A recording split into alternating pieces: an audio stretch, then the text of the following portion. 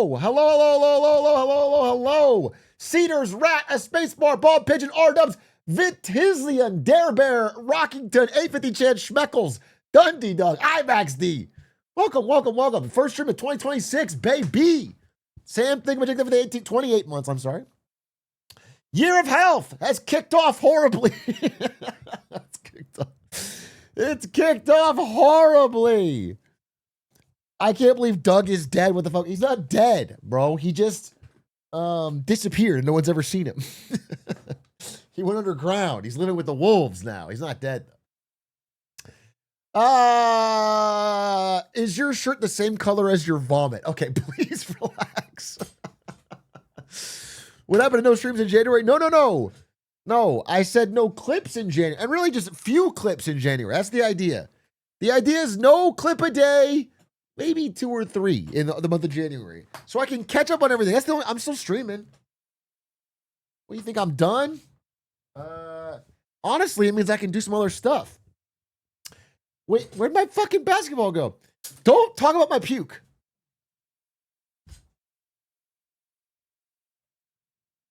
You guys see that? You see that? The quick movement? I'm already feeling like more of an athlete. I'm about to see this? Jab step, fake. Whoa. You're biting on it every single time that I get around you to the rim. Bro, I got movement. I'm already kind of an athlete. I'm already kind of moving.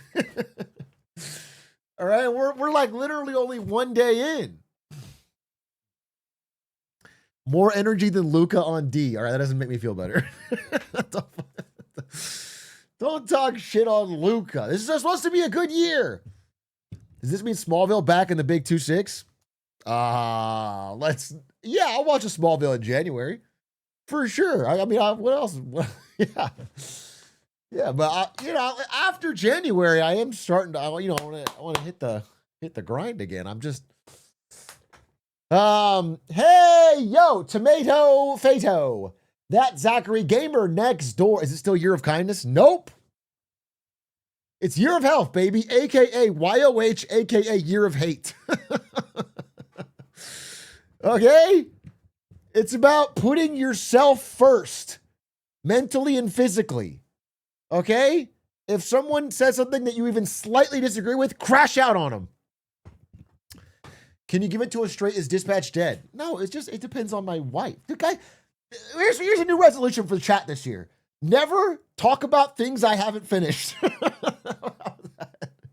Let's move on, bro. It feels like there's just 1,000 anchors hanging on me for things that you want. It's like, move on.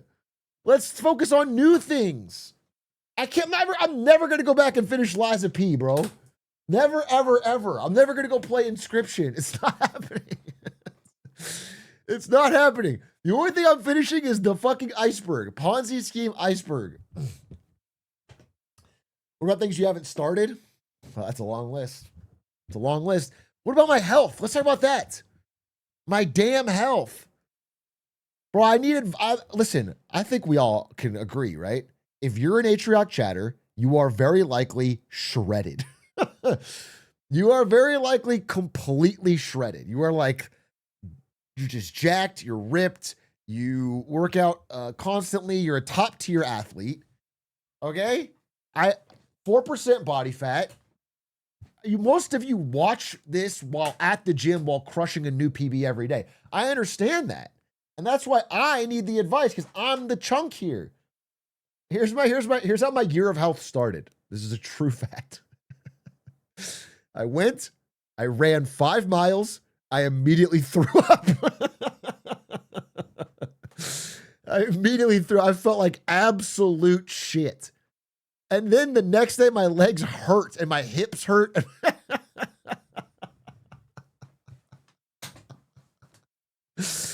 Oh, God. Oh, God. So I did work out today, too. I have 2 days in, 2 days streak. But it was, I did dips. I did some overhead pull downs. I did some stuff today, mostly upper body. But I don't have a plan. I'm gonna have to get a trainer or something. I'm gonna have to do something. I'm completely out of my depth here, and I know that I'm going to hurt myself.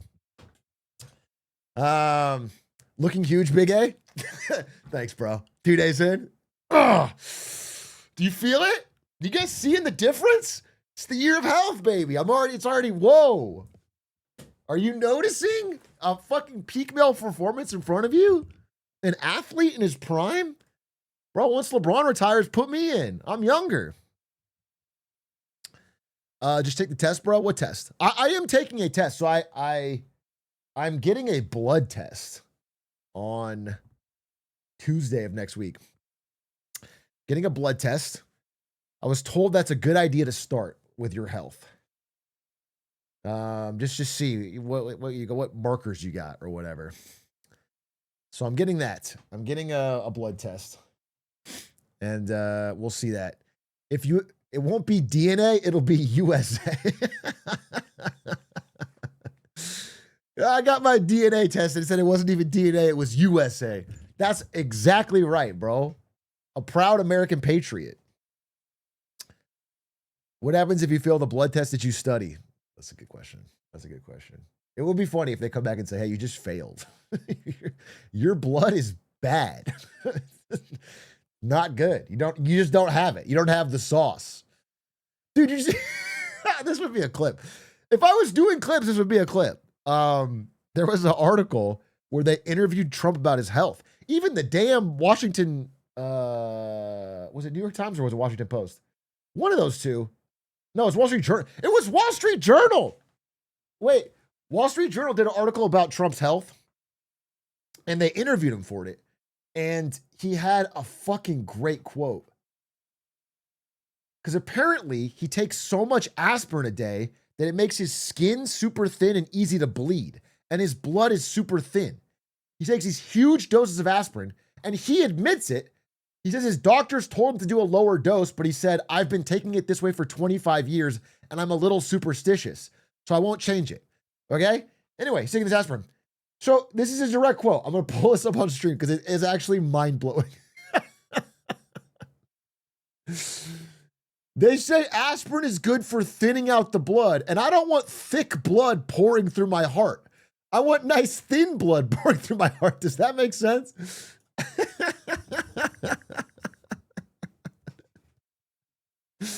That's so based. That's so based. That's so fire. Yeah, you want that nice thin blood. And then they're talking about his diet in here. I mean, he's still doing like McDonald's fish sandwiches. The guy's honestly, low-key, he might have good genetics because of how horribly he treats his body and he's not dead at 80. Like, unironically, his actual health routine, he said he hates exercise because it's boring. This is a quote from him in this interview from today or from yesterday. That's, that's wild. That's wild. Loki, though, it is a little boring, bro. Running was a snoozer. Although I will say this. This might sound crazy. Okay, I'm going to walk you on a journey and tell me if any of you relate. If some of you are, let's say you're 20 to 26, okay? If you're 20 to 26, if you're in that range, you probably have a strong relationship with music in that you listen to music pretty regularly. Like you are pretty regularly listening to music. Okay? Maybe yes, maybe no, but that's my experience. All right? Very involved in music. Probably think about music a decent amount, like try to find new artists. You want to go see artists. Okay. What I found is that after 30, I have listened to less music per year. I still listen to music. I'm still pretty regularly. But it's like dropped off. I have more like podcasts, more news, more yada, yada, yada, yada, yada. Okay? And one thing I noticed while running is that it made some listening to music peak again. I don't know. I don't know how to describe it. I don't know how to describe it. Like it made it as fun as it was at its peak, as it was at 26.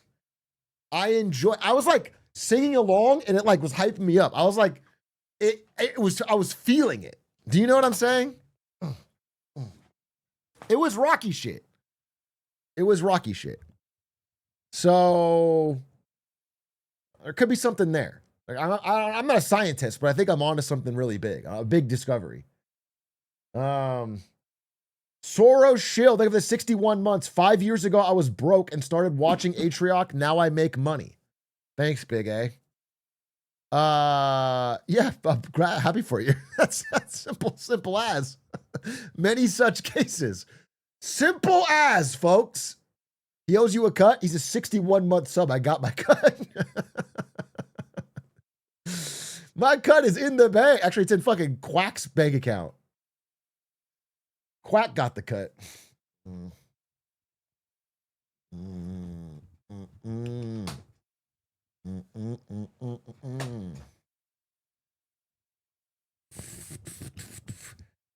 Which cabinet seat are you gunning for? Oh, let's see. I think I want to do a massive heel turn. I want to be put in charge of the FTC and do a reverse Lena Khan and just be, I want to merge everything. I want to rubber stamp every merger there is. Just boom, boom, boom, boom, boom, boom. Let them all through. I want Amazon buying our water companies. I want private equity. I want to force mergers. It's one big company. One nation, one company under God. And you could probably reverse merger acquire God.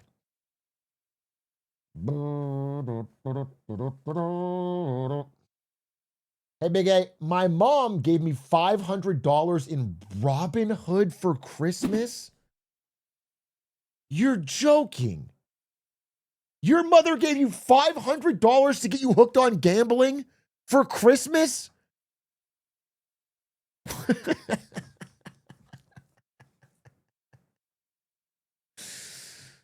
That's crazy. That's crazy. The gift of gambling is so precious. No. Okay, you know what? Here's my honest lesson for you. Wait, you know what? We're going to turn this gift around. I assume you're pretty young because you said you've never seen that much money in your life. So $500, big deal. Mom got it for Christmas. Okay. You're going to take that money. You're going to read Wall Street Bets and you're going to punt it on the most degenerate option bet you can think of. And if that wins, you do it again. And if that wins, you do it again. And at some point, you're going to lose all of that money and you're going to feel absolutely terrible. And it's going to remind you that you do not have an edge over the market. And that long term, you will lose. 95% of retail traders lose. The rest do it almost full time and barely break even.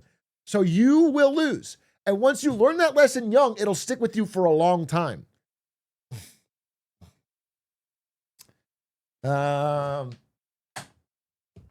Imagine him making it big, going on, becoming a billionaire. Sure. Okay. The other option is your $500 turns into $1 billion and you are set. And you come back here and you gift 1,000 gifted subs and you laugh at me. You say, dance, monkey boy, dance. Both options are fine. Either you learn a lesson or I learn a lesson. Okay? Perfect. Because I say it's a formative, I think many young men have had this formative experience of thinking they're the new Warren Buffett. They think they got it figured out. They go, yeah, yep. They one trade goes right or something. Dude, you know what happened today? Fucking Shake Drizzle bought like a short-term put on Tesla. And, you know, Tesla went down yesterday. I mean, they had a bad car report and it went down 6%, whatever. He made money. Now he's like, I'm going to roll it into something else. It's like, first of all, I say congrats. First of all, it's awesome. It's like it's an awesome bucket list item to take some money off of Tesla, it's fucking great. I do respect it. But he's just I just know Shake. He will do it bigger until he loses. But he thinks he figured it out. He's like, I top ticked it. I find perfect. You just don't. You mean you know what I'm saying? You don't. Big A, please explain the pros and cons of child labor. I can't think of any cons off the top of my head. Maybe give me a week to think of the cons, bro. Obviously, the pros are obvious. We all know the pros. I'm sure there are cons. They're not coming to mind so quickly. Oh,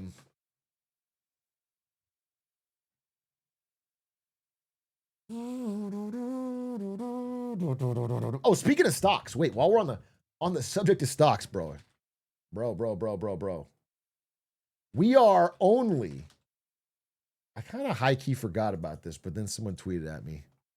Check this out. We are only, load, 18 days left.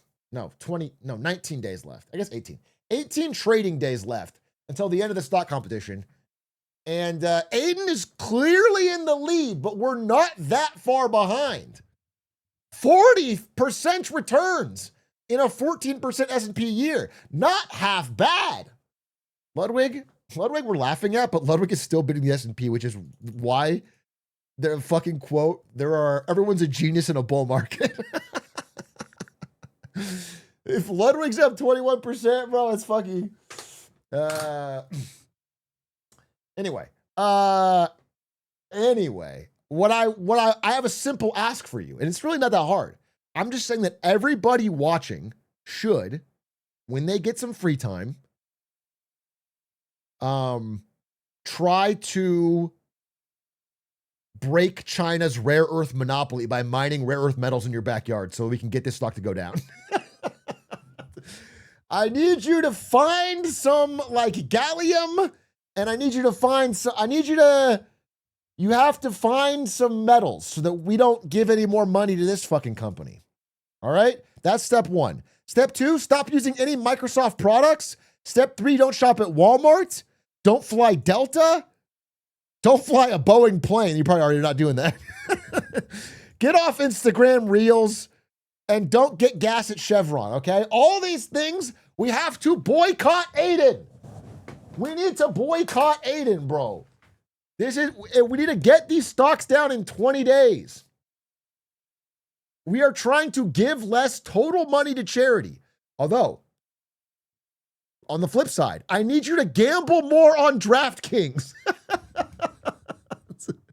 A lot of you are not gambling enough on DraftKings. My core mission in 2025 was to get more gambling on DraftKings. It's one of my core philosophies.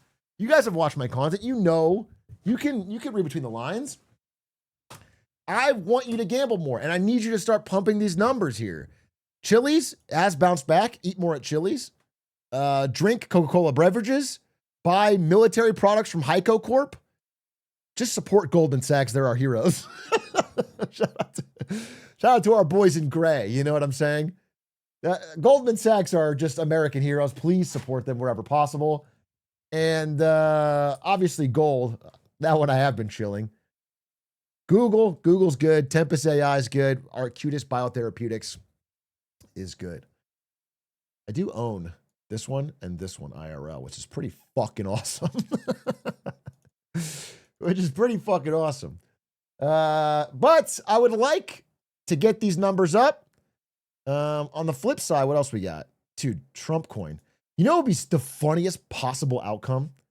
Is if somehow Trump pumps Trump coin on the 1-year anniversary of Trump coin. He double dips it and it spikes even for a short time right at the cutoff. Right at the cutoff, it goes up like 500%. And then Ludwig wins this thing. It would be fucking crazy. It would be a Bravo Vince moment. It would.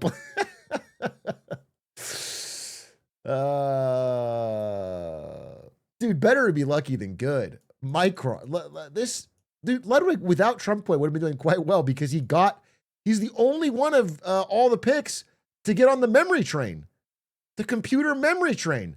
Micron is one of the, I think, 4 best S&P stocks this year, one of top 3.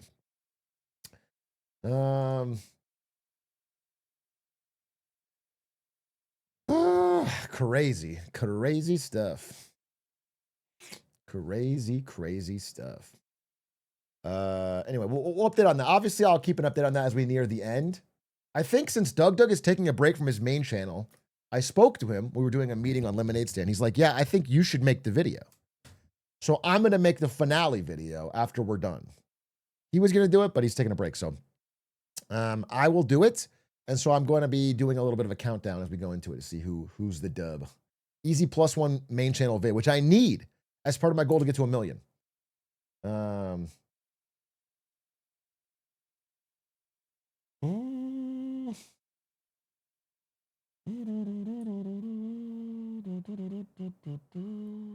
Atrioc, do you think Ivy Leagues are worth it, especially for internationals? Internationals? Is that what you call yourself? You applied for them all, but attending costs so much. I don't know your financial situation, but in general, yeah, an Ivy League will probably pay for itself. I mean, the degree does have value. Yeah, it depends. If you have no money and it's going to take you into incredible debt, you could consider trying to do something much more financially responsible. But the real ones where they get you are like where it has almost Ivy level prices, but without the Ivy level name. There's some schools for international students, especially where you're paying an absurd amount and getting very little. In that case, I would just go to Hustlers University.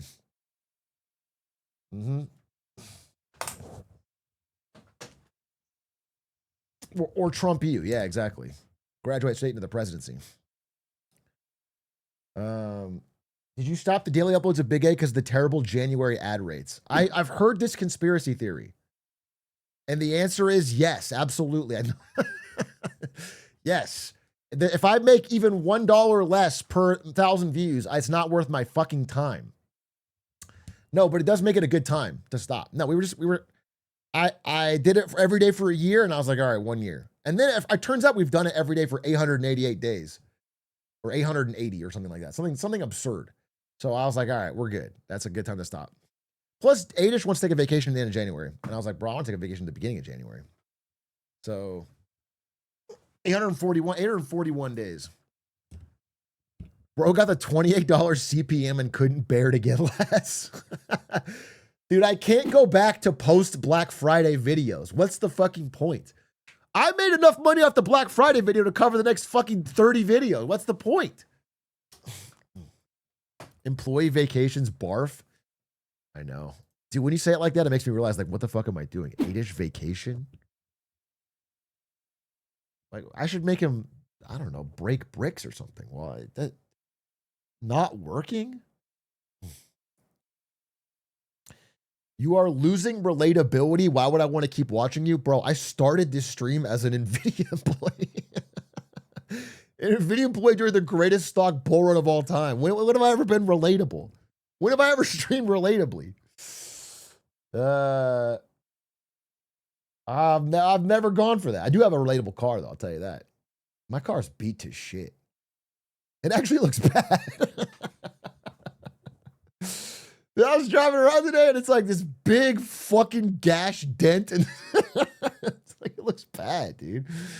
My car looks bad. This is an old ass Honda Fit. The paint's coming off on one side. It looks bad. It's a chunk car. It's a chunk car for sure. Honda Fit gang, get a nice BYD or something. Another little bit of news. I don't know if you guys saw. BYD passed Tesla today or yesterday as a global EV manufacturer. Tesla sales dropped 16% again. You know, they had a horrible Q1, a horrible Q2, and then like this weirdly incredible Q3 that was like back to their normal sales. And then every other year, they've always had sales go up Q3 to Q4 because it's the holiday season. This year it went down 16%. It's very obvious they stuffed the channel in Q3.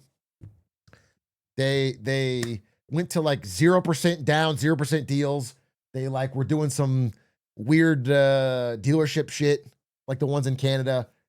They stuffed it, dude. They stuffed the channel, and now they're gonna be in a fucking hangover. Uh,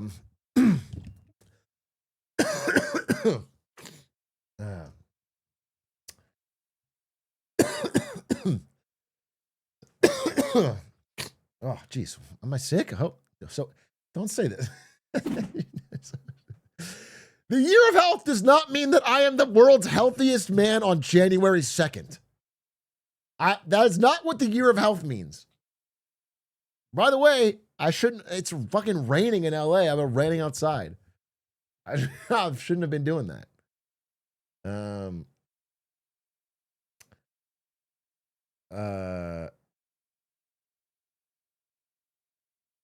You're not taking enough vitamins? You don't even know how many vitamins I'm taking. It is 0, but blood's too thin, too much aspirin. No, I think it's too thick. I need to get on the Trump diet. Thank you for the 33 months. Did you tell us about meeting Napoleon? Oh, wait a minute. I have a story. I have a New Year's Eve story. Wait a minute. Thank you for reminding me. How do you see? I never use fucking Instagram. How do you see what you're tagged in on Instagram? Where the hell do you see what you're tagged in on IG?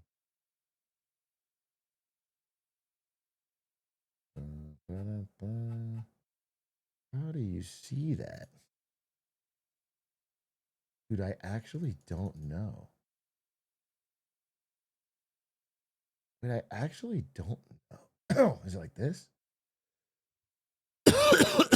Your profile. Okay, let's see. Tagged.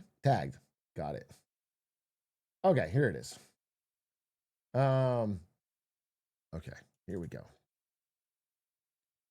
So, we went to the Dead Meat New Year's holiday event. There's us with them, but also,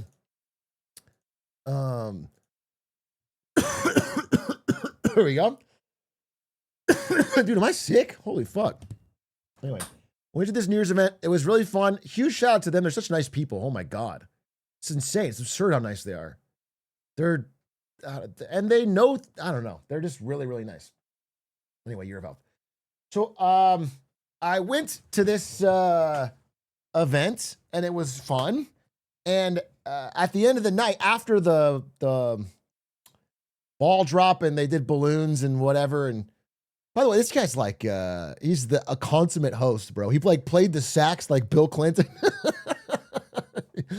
He played the sax. He took out a saber and chopped the champagne bottle head off.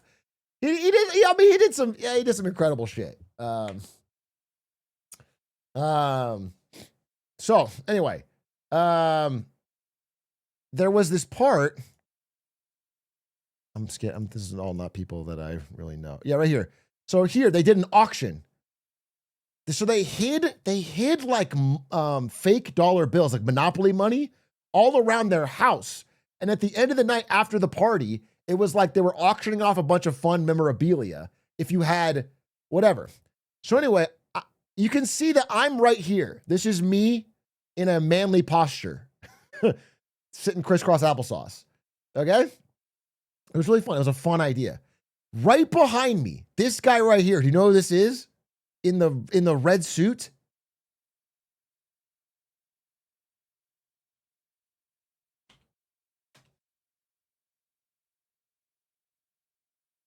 This guy. Dude, this guy from Always Sunny, McPoyle. Jimmy Simpson. This guy was there at the party. I mean, he's like the lead of Westworld. He's the guy from that Black Mirror episode. He was great. Anyway, so I introduced myself. I was like, you've probably heard of me, Atrioc Big.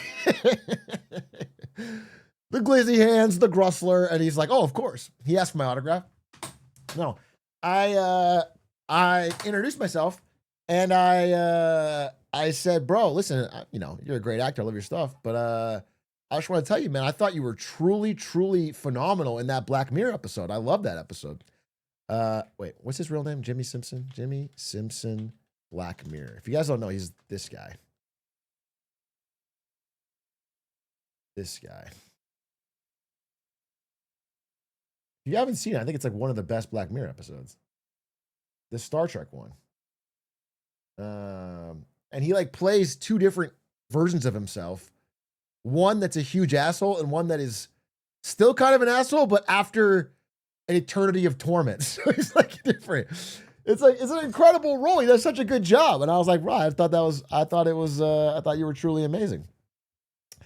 And, he's super nice about it. I'm sure he gets it all the time, but he was like, "Oh, dude, what's your name?" And then he said hi. And then he made some jokes about the auction and we were sitting next to each other and it was cool.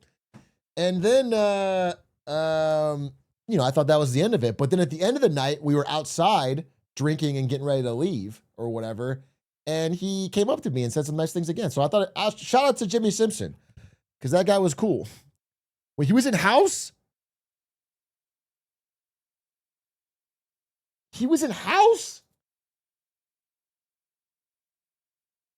I would have mentioned that. Wow, I'm a fake fan. He was in Psych too. I haven't seen Psych. Actually, no, of course I have. I've seen all of Psych. Yeah, I know Westworld. But I assumed everyone would say Westworld, or they would say Always Sunny. If I had to guess, I bet he gets only Westworld and Always Sunny. So I was like, I'll say Black Mirror, because I did love that episode.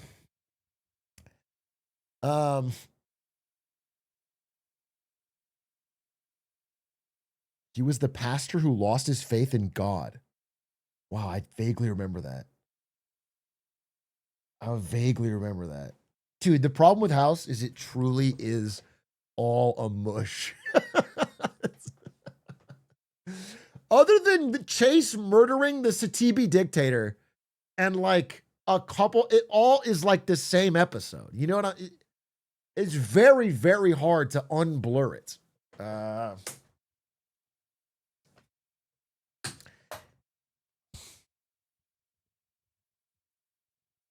He did an unsolved of Tupac and Biggie. This guy's got a career, man. Anyway, I just wanted to say it was really cool to meet him. He was really nice. It's kind of it was cool. I don't know. I thought he was a sick dude. And anyway, I heard a story about someone at the party was telling me that their dad met Nathan Fielder at the Reagan Museum. And there's a Ronald Reagan Museum here in California. And their dad went there. And then Nathan Fielder was, for some reason, going through the Reagan Museum. And their dad, didn't know who he was. Had no idea who he was. And then accused him of cutting him in line. Accused him of cutting. So the kid is there with their dad, right? Not really enjoying to be there. And the dad's like, mad at me, like, excuse me. And then, so Nathan Fielder, apparently, this is what he said. He backed off with a little smirk and said, "Hey, please go ahead. I want to spend as much time as possible at the Ronald Reagan Museum." That's what he said. This is how the story was told to me.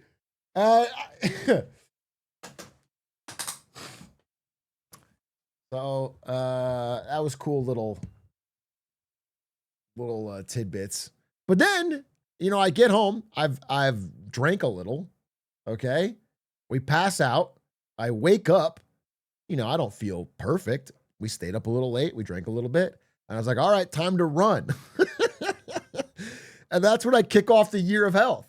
And I ran 5 miles. I threw up. I lay down on the floor, sweaty and fucking heaving and tired. And then I felt kind of off since yesterday, since doing that. And that is my beginning of the year of health. I don't know that it's absolute dumbass. You got tuckered out, lil bro. 5 miles cold is a rough start. I didn't know how else to do. I just realized how I got like this idea of doing more physical activity, but then I realized I have no concept of a good formula to start with. The last thing I did consistently, at one point I had a trainer and I was pretty good on that, but I slept so bad at the time, so it wasn't that good. And then the last time I did self-directed was when I used to do strong lifts. But that was like many years ago now. I used to do strong lifts. So I guess I could try that again. But I have concepts of a plan.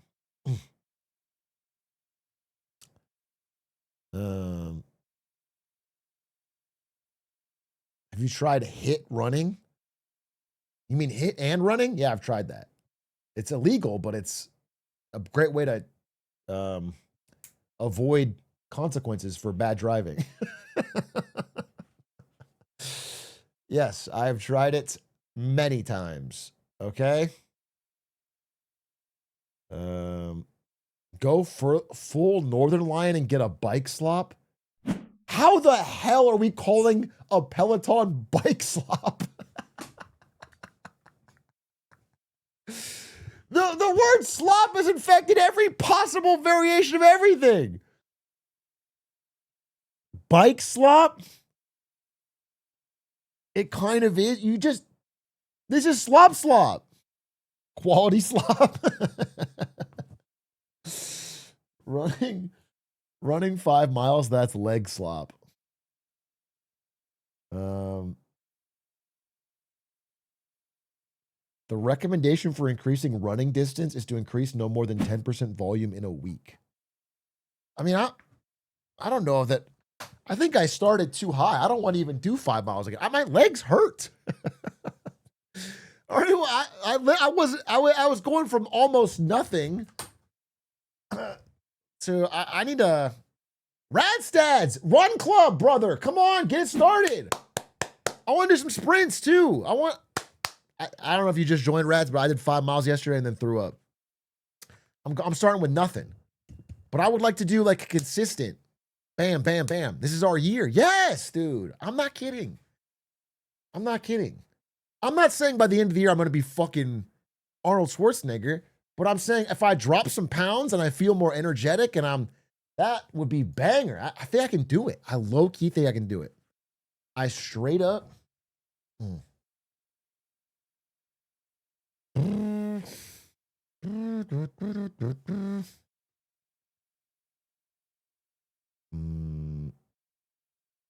30-year-olds love running.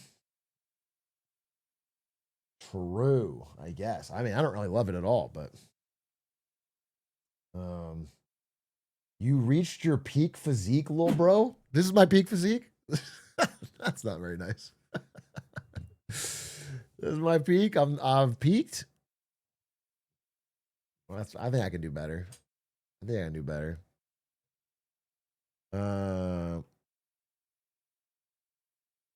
Get into golf or something. I'm not doing golf, bro. That's a Gen Z thing, as I've already explained. It's a growth Gen Z thing. Add some leverage to your workouts. What does that even mean? You take on debt? Are you telling me I should take on debt? Every time I work out, I should borrow from a bank and invest in there?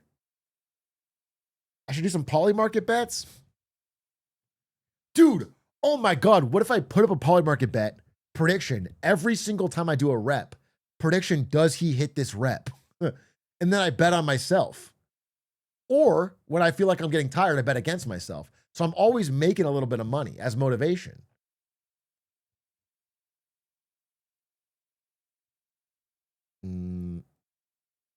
Atrioc workout stream? I kind of do want to do a workout stream, but I just don't know how. I have to get the logistics figured out. I do want to do a workout stream. Oh, speaking of streams, fun streams, I need to mention this. I need to mention it, and I mention it right fucking now. The beautiful community team of Shuffleboard Studios, responsible in the past for projects like the Big A Awards, has created a brand new chat participation game show called Risk Averse. Risk averse. Business, Atrioc community, general trivia questions, live on January 9th. They are looking for exactly 4, count them, 4 contestants. Only 4. Use this QR code. Let them know. It will be, you think you have to have cam on. You will be on screen. We have a custom scene with 4 displayed cams and myself. And you will have to do trivia questions to see if you know a little bit about marketing and business and general trivia. And I think it'll be really fun. And the graphics are really cool for it. So check it out. Join this link for casting if you would like to be part of it. I think you'll have a lot of fun. Once we have 4, though, it will be closed. So just be comfortable being on screen. Anyway, it'll be fun. Letting you know. Risk averse. Coming soon. January 9th, actually. 7 days. 1 week from today. We have some other ideas, too, I think we're going to be doing. But that's the first one. Please hit me up for a workout plan or something. It's legit so simple, but the industry makes it seem so complicated. I'm very passionate about this. I know what you're going to say. You're going to tell me the number one thing I have to do is get a lot of supplements, buy a lot of workout gear. Dude, I see what you're saying. You want me to do a lot of supplements, a lot of variety in courses and different techniques. Only my supplements work.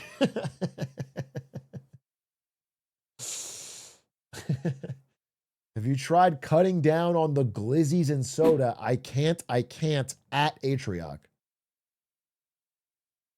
Thanks, man. No, I haven't tried that. Banger joke, though, to start the year off. Banger fucking joke. True. I guess I will have to try that. I mean, it's so embarrassing to even say, but it's not even 48 hours into the new year, but I've eaten so healthy. I've eaten so healthy, bro. I'm like, it's been incredible. I'm literally like a year of health. So health pilled. You drank? I drank on December 31st.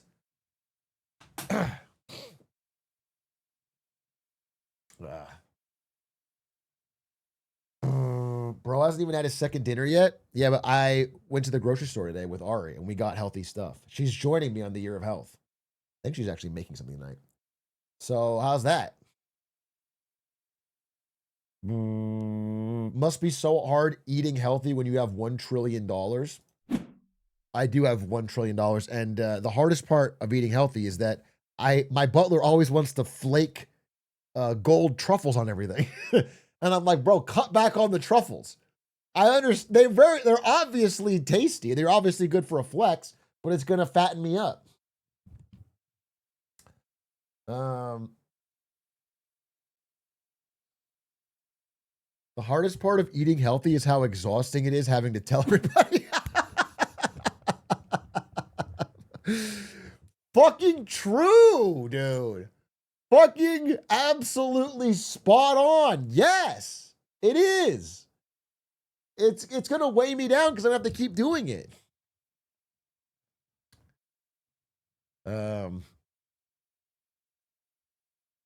What is your plan to counteract the health problems caused by sitting for long periods? Look at my Twitch tracker. That's been my plan. I fucking put in 2-hour streams, bro. That's what I've been doing. All right? I'm getting healthier the old-fashioned way.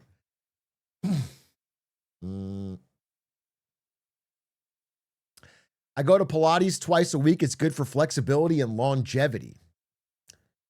Pilates, huh? I tried yoga for a bit when I was doing weightlifting because my trainer said it would be good for flexibility. It was all right. I don't know. I'm not sure what Pilates is specifically compared to.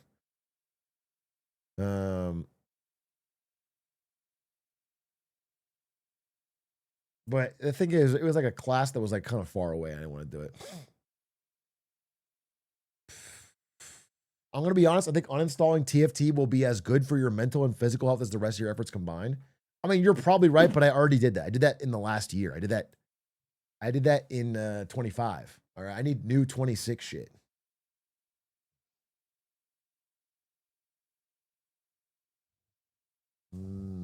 Big A, the most important thing in working out is consistency. It doesn't mean exercise daily. Listen, I understand that this is a truism, a true statement. At the end of the day, you want to make it part of your life. But also know that I am pretty serious about a goal like this when I set it. I am pretty serious about it. I'm willing to push myself a bit. I'm not a Johnny come lately here. Right? If it's a real goal, I'm willing to fucking sacrifice other things to. You're looking more Eminem than usual today. That's an awfully hot coffee pot. Should I throw it at Donald Trump? Probably not. Wait, that isn't what he said. He's the opposite.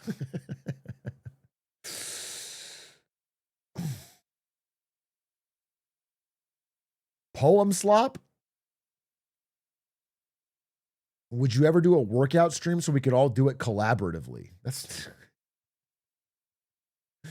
I don't think anyone's ever watched a streamer workout stream and used it as a collaborative. Like, what? You're at the gym and you're finding the same machines and doing the same. It doesn't make any sense. That's not. I mean, I guess I could get a Peloton. God, Peloton seems so boring, though. It's such a snoozer. I'm speaking out of turn as someone never done it, but it just seems so boring. You just watch movies? Interesting. You could play TFT while on the Peloton, brother? Not me, brother. Not me. If I only allowed myself to play TFT on the Peloton, the end result would be I would never stop biking until I died. How's it more boring than jogging? Well, with jogging, I can go outside and kind of move in a direction. Did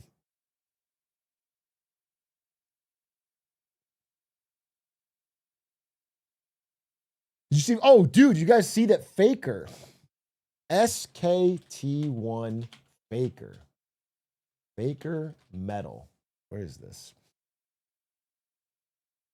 Faker won the highest award for sport merit in South Korea. The first time an esports athlete has ever been given this award. A true honor and a true legend. Look at him. This is incredible. He's with the president. He looks dashing as hell.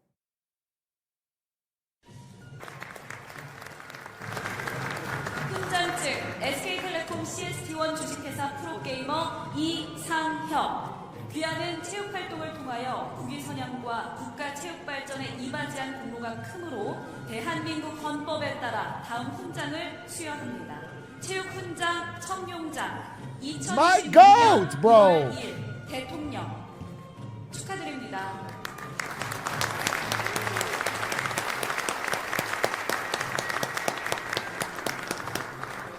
As a fluent speaker, can you translate? Yeah, easily.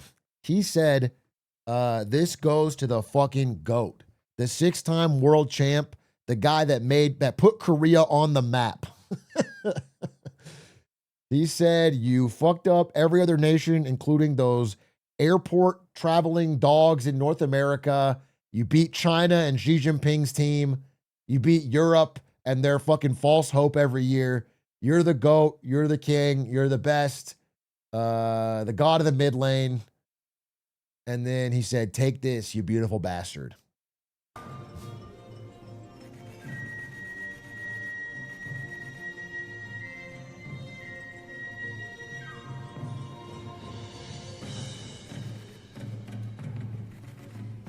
I mean, that's sick. 네, 이어서 기념 촬영이 있겠습니다. Dude, that's a sick looking medal.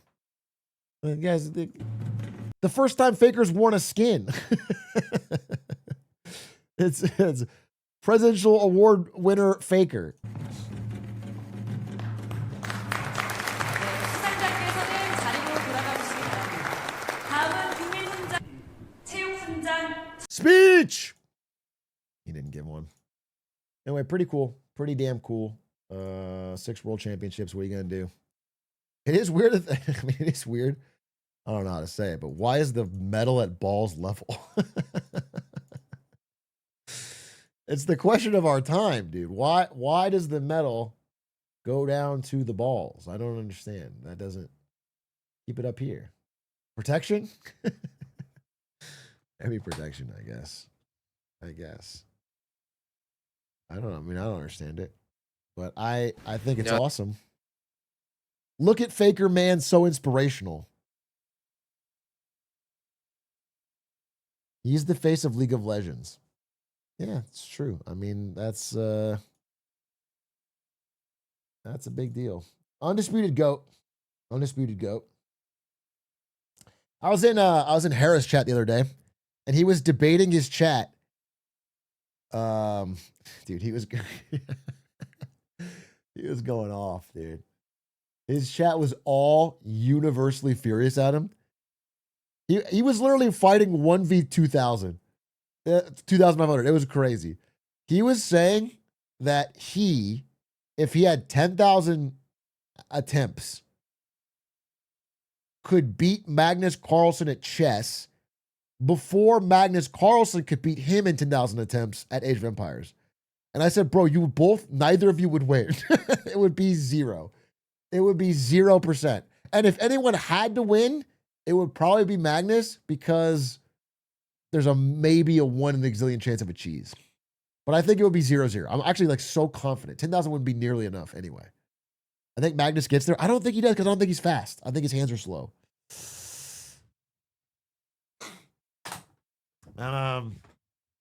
And it would just be over. It would just be over. And he was ride or dying, and it was so funny. But he also said, what else did he say? He said he was trying to see. He basically said, I don't remember what he said. I'll tell you what I said, because what I said is more important. There was like a debate in the chat over whether his being the GOAT of Age of Empires or Faker being the GOAT of League of Legends was harder. And I was like, bro, Age of Empires is a harder game than League of Legends, but League of Legends has so much more competition that Faker's achievement is much harder. That's fake. Like, if it was an equal amount of money and players, yours would be harder, because Age of Empires is a fucking harder game, no doubt about it. It's actually not even close. Age of Empires is a much harder game. But League of Legends, it doesn't matter really. I mean, as long as there's not a skill ceiling,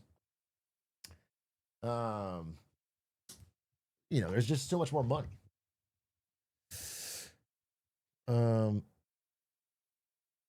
It's not hard for Faker, though. It's easy for him. Well, Faker's the fucking undisputed GOAT, bro. He can do whatever.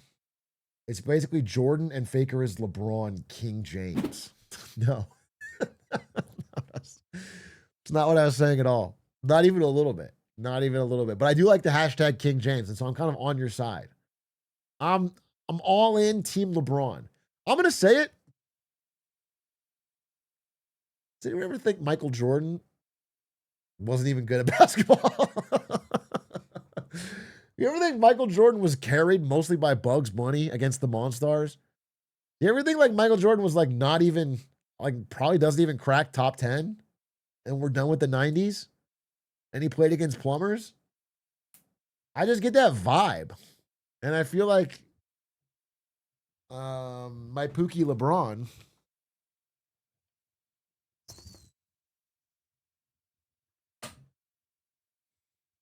James is better because he's more MAGA than Jordan. That's just patently not true. Jordan said Republicans buy sneakers too and stayed out of politics. And then LeBron said, hashtag Trump, you a bum. When he uninvited Steph Curry to the White House.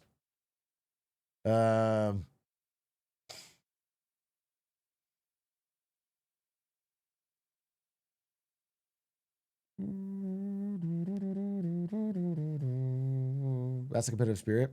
True facts. True facts. How is Year of Health going? Do you have a 6-pack yet? Well, I threw up, so the bulimia is kicking in. That's going to reduce my weight pretty quickly. If I keep running and keep throwing up, I'll lose weight in no time. It's going to be absurdly fast.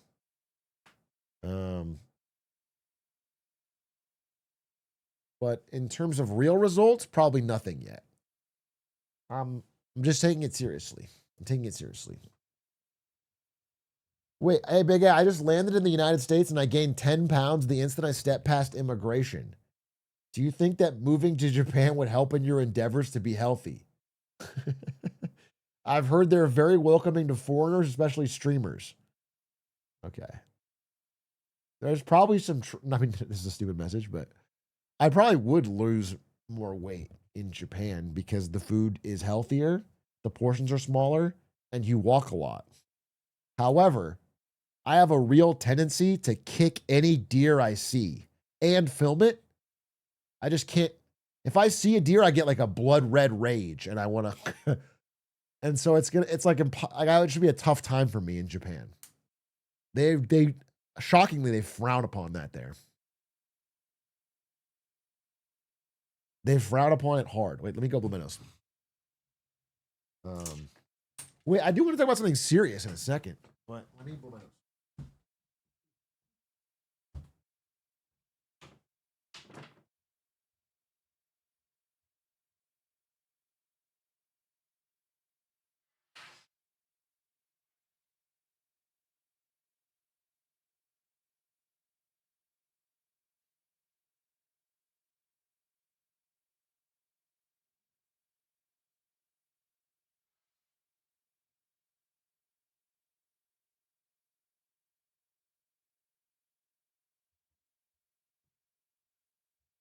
Da da da da da da da da da da. Ba da ba da ba ba ba. Da da da do do do. Did you see the new videos on honey? There were 2 in the last couple weeks. Okay, didn't we already all know honey was a scam? Am I crazy? Why is there a new honey slop YouTube trend of making more? We already knew this. This was already established. Wasn't there a big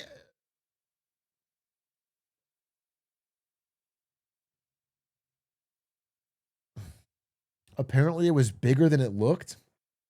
It goes deeper. All right, fuck it.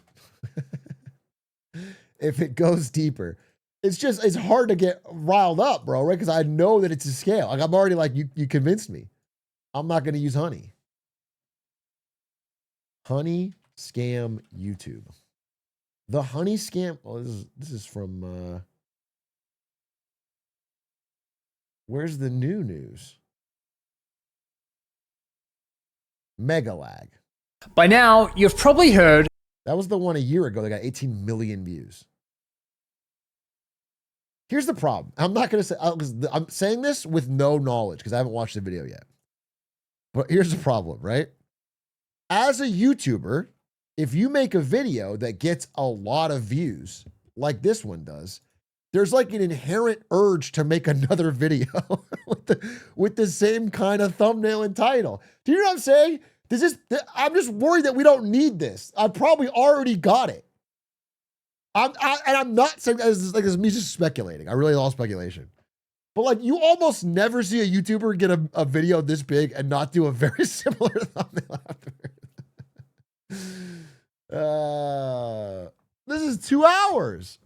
Exposing Honey's Evil Business Model Part 2, plus it's worse than I thought. I can't watch 2 hours of this. Which one if I had to pick one? Does one of them call out Ludwig for personally being involved in helping rise Honey to the very top? Part 2? Okay. All right, good. Because he is, if there's one person at the very heart and soul of the Honey scam, it's Ludwig. Okay? Did you not even, he was in the meetings. He was in the rooms. In fact, I shouldn't reveal this, but Honey was a really altruistic company until they sponsored Ludwig and he said, wait a minute. I'll only take the sponsorship if you do it more scammy. He gave them the idea. He almost forced them into it. So just look at your screen. I'm looking at it. Oh, there's Ludwig. All right, click it. PayPal does not want you seeing this video. A few hours ago, PayPal's lawyer sent me a cease and desist letter and requested Patreon take down my video under a copyright infringement claim. Okay. I consider this a direct attack against my fundamental rights as an independent journalist. PayPal has specifically taken issue with the fact that an anonymous source discovered Honey had left their source code exposed within their iOS app, which, if you know where to look, is publicly accessible. This anonymous source found the code and sent it to me. Okay. I reviewed the code for security research purposes, which is a protected act, and I only published relevant sections of the code that provide important context to the story, which I consider within the realm of public interest. Okay. Nevertheless, I have removed sections of the video containing said code, not because I believe PayPal are correct, but because I know they will have YouTube take this video down. It was only a small segment of the video, therefore I have made this decision quickly, under duress, and to proceed with this publication as quickly as possible. If PayPal thought this would stop me, they were sorely mistaken. Enjoy the video. I don't trust Honey. I don't know what it is. I don't trust it. They push so much advertising. They push so much advertising. And then people are getting money out of it, and then people are saving money out of it, and that makes sense, but the other part doesn't make sense, and then something's going on here. Where's all this money coming from? I have a feeling there's gonna, in like a couple years, there's gonna be the great Honey conspiracy. PayPal's Honey Money saving browser extension is accused of scamming customers and YouTube creators. The biggest YouTube scam has just been revealed. The greatest scam in the history of the creator economy. People have been getting influenced and scammed, and I've been a part of it. It involves almost every high-profile creator that I can think of, including myself. Honey paid a lot of influencers up front while taking money out of their back pockets. Whoa, that's a little shady, mind you. No way that signs you up for their affiliate link. No way. What? brother. Heilige Scheiße. have the big. I gotta react harder, bro. What? Ludwig's involved? What? What? Excuse me? Oh, fuck, dude. Oh, this is gonna take down Off-Brand. This is gonna take down Honey fan in the world. Ludwig, no! They've also been lying to consumers. They are clearly not giving the best coupon codes and discounts to users. If you have downloaded Honey, I do recommend removing it from your browser. I do think that this investigation from Megalag will lead to a huge class action lawsuit against Honey. So on behalf of creators everywhere, I have filed a class action lawsuit. We're suing PayPal and Honey. Gamers Nexus is the lead plaintiff in a class action complaint filed against PayPal and its property, Honey. Well, did any of this go it's anywhere? safe to say PayPal's lawyers love my last video. But don't worry, PayPal, you know what they say. All press is good press, right? Let's see. Since releasing part 1 of my investigation, Honey has lost over 6 million users, Google has changed their policies for browser extensions, blocking Honey from claiming undeserved commissions, Nice. and most significantly, PayPal has been slammed with over 20 class action lawsuits accusing them of wiretapping, computer hacking, unfair competition, consumer fraud, tortious interference, and unjust enrichment. All right, good fuck. Yikes, maybe not them. And unfortunately for PayPal, I suspect more lawsuits will be filed following the release of this video. Why? Well, you see, besides lying to consumers and stealing from influencers, Honey was also causing serious harm to small businesses. I'm sorry. You could have just, all that matters is they were stealing from influencers. That's it, okay? Who cares about small businesses? Who cares about consumers? They stole from influencers. The most important, that's a line you can't cross, okay? If they were stealing from children and giving to influencers, that would be fine. The problem is they broke the fundamental rule. It's a protected class. So much so that I believe brands have likely suffered millions of dollars in damages. But that's not all. In this video, you're also going to learn how Honey was collecting and sharing your data, and how they, in my opinion, illegally targeted minors through influencers such as Mr. Beast. Okay. Strong accusations, I know, but I have the receipts. I've reviewed internal data, Honey's source code, their pitch deck to investors, disturbing emails between Honey and small businesses. I've reviewed interviews, and much, much more. You're about to get insights into one of the most scummy, predatory business models I have ever seen. Okay. You'll also find out why my investigation has triggered multiple class action lawsuits against other corporate giants such as Microsoft, Capital One, Klarna, Rakuten, and retell me not. Oh, Per shit. usual, the views, allegations, and Florida, too? conclusions expressed in this series wait a are my minute. opinions based on evidence I have gathered, which will be shared throughout. Ladies and gentlemen, welcome to part 2 of the honey trap. I can't explain it, and I know I'm wrong, but I don't like this guy. I'm on Honey's side.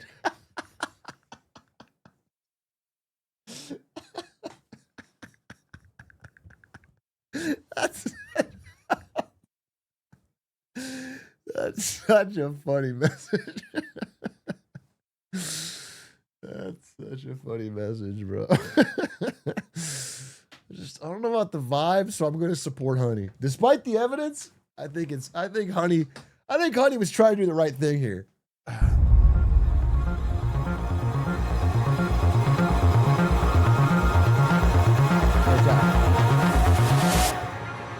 I'm surprised that Clone is involved. I'm interested in seeing more on that. There were many moments throughout this investigation where I thought I'd reached the end of the rabbit hole. I thought I understood. I think chat froze.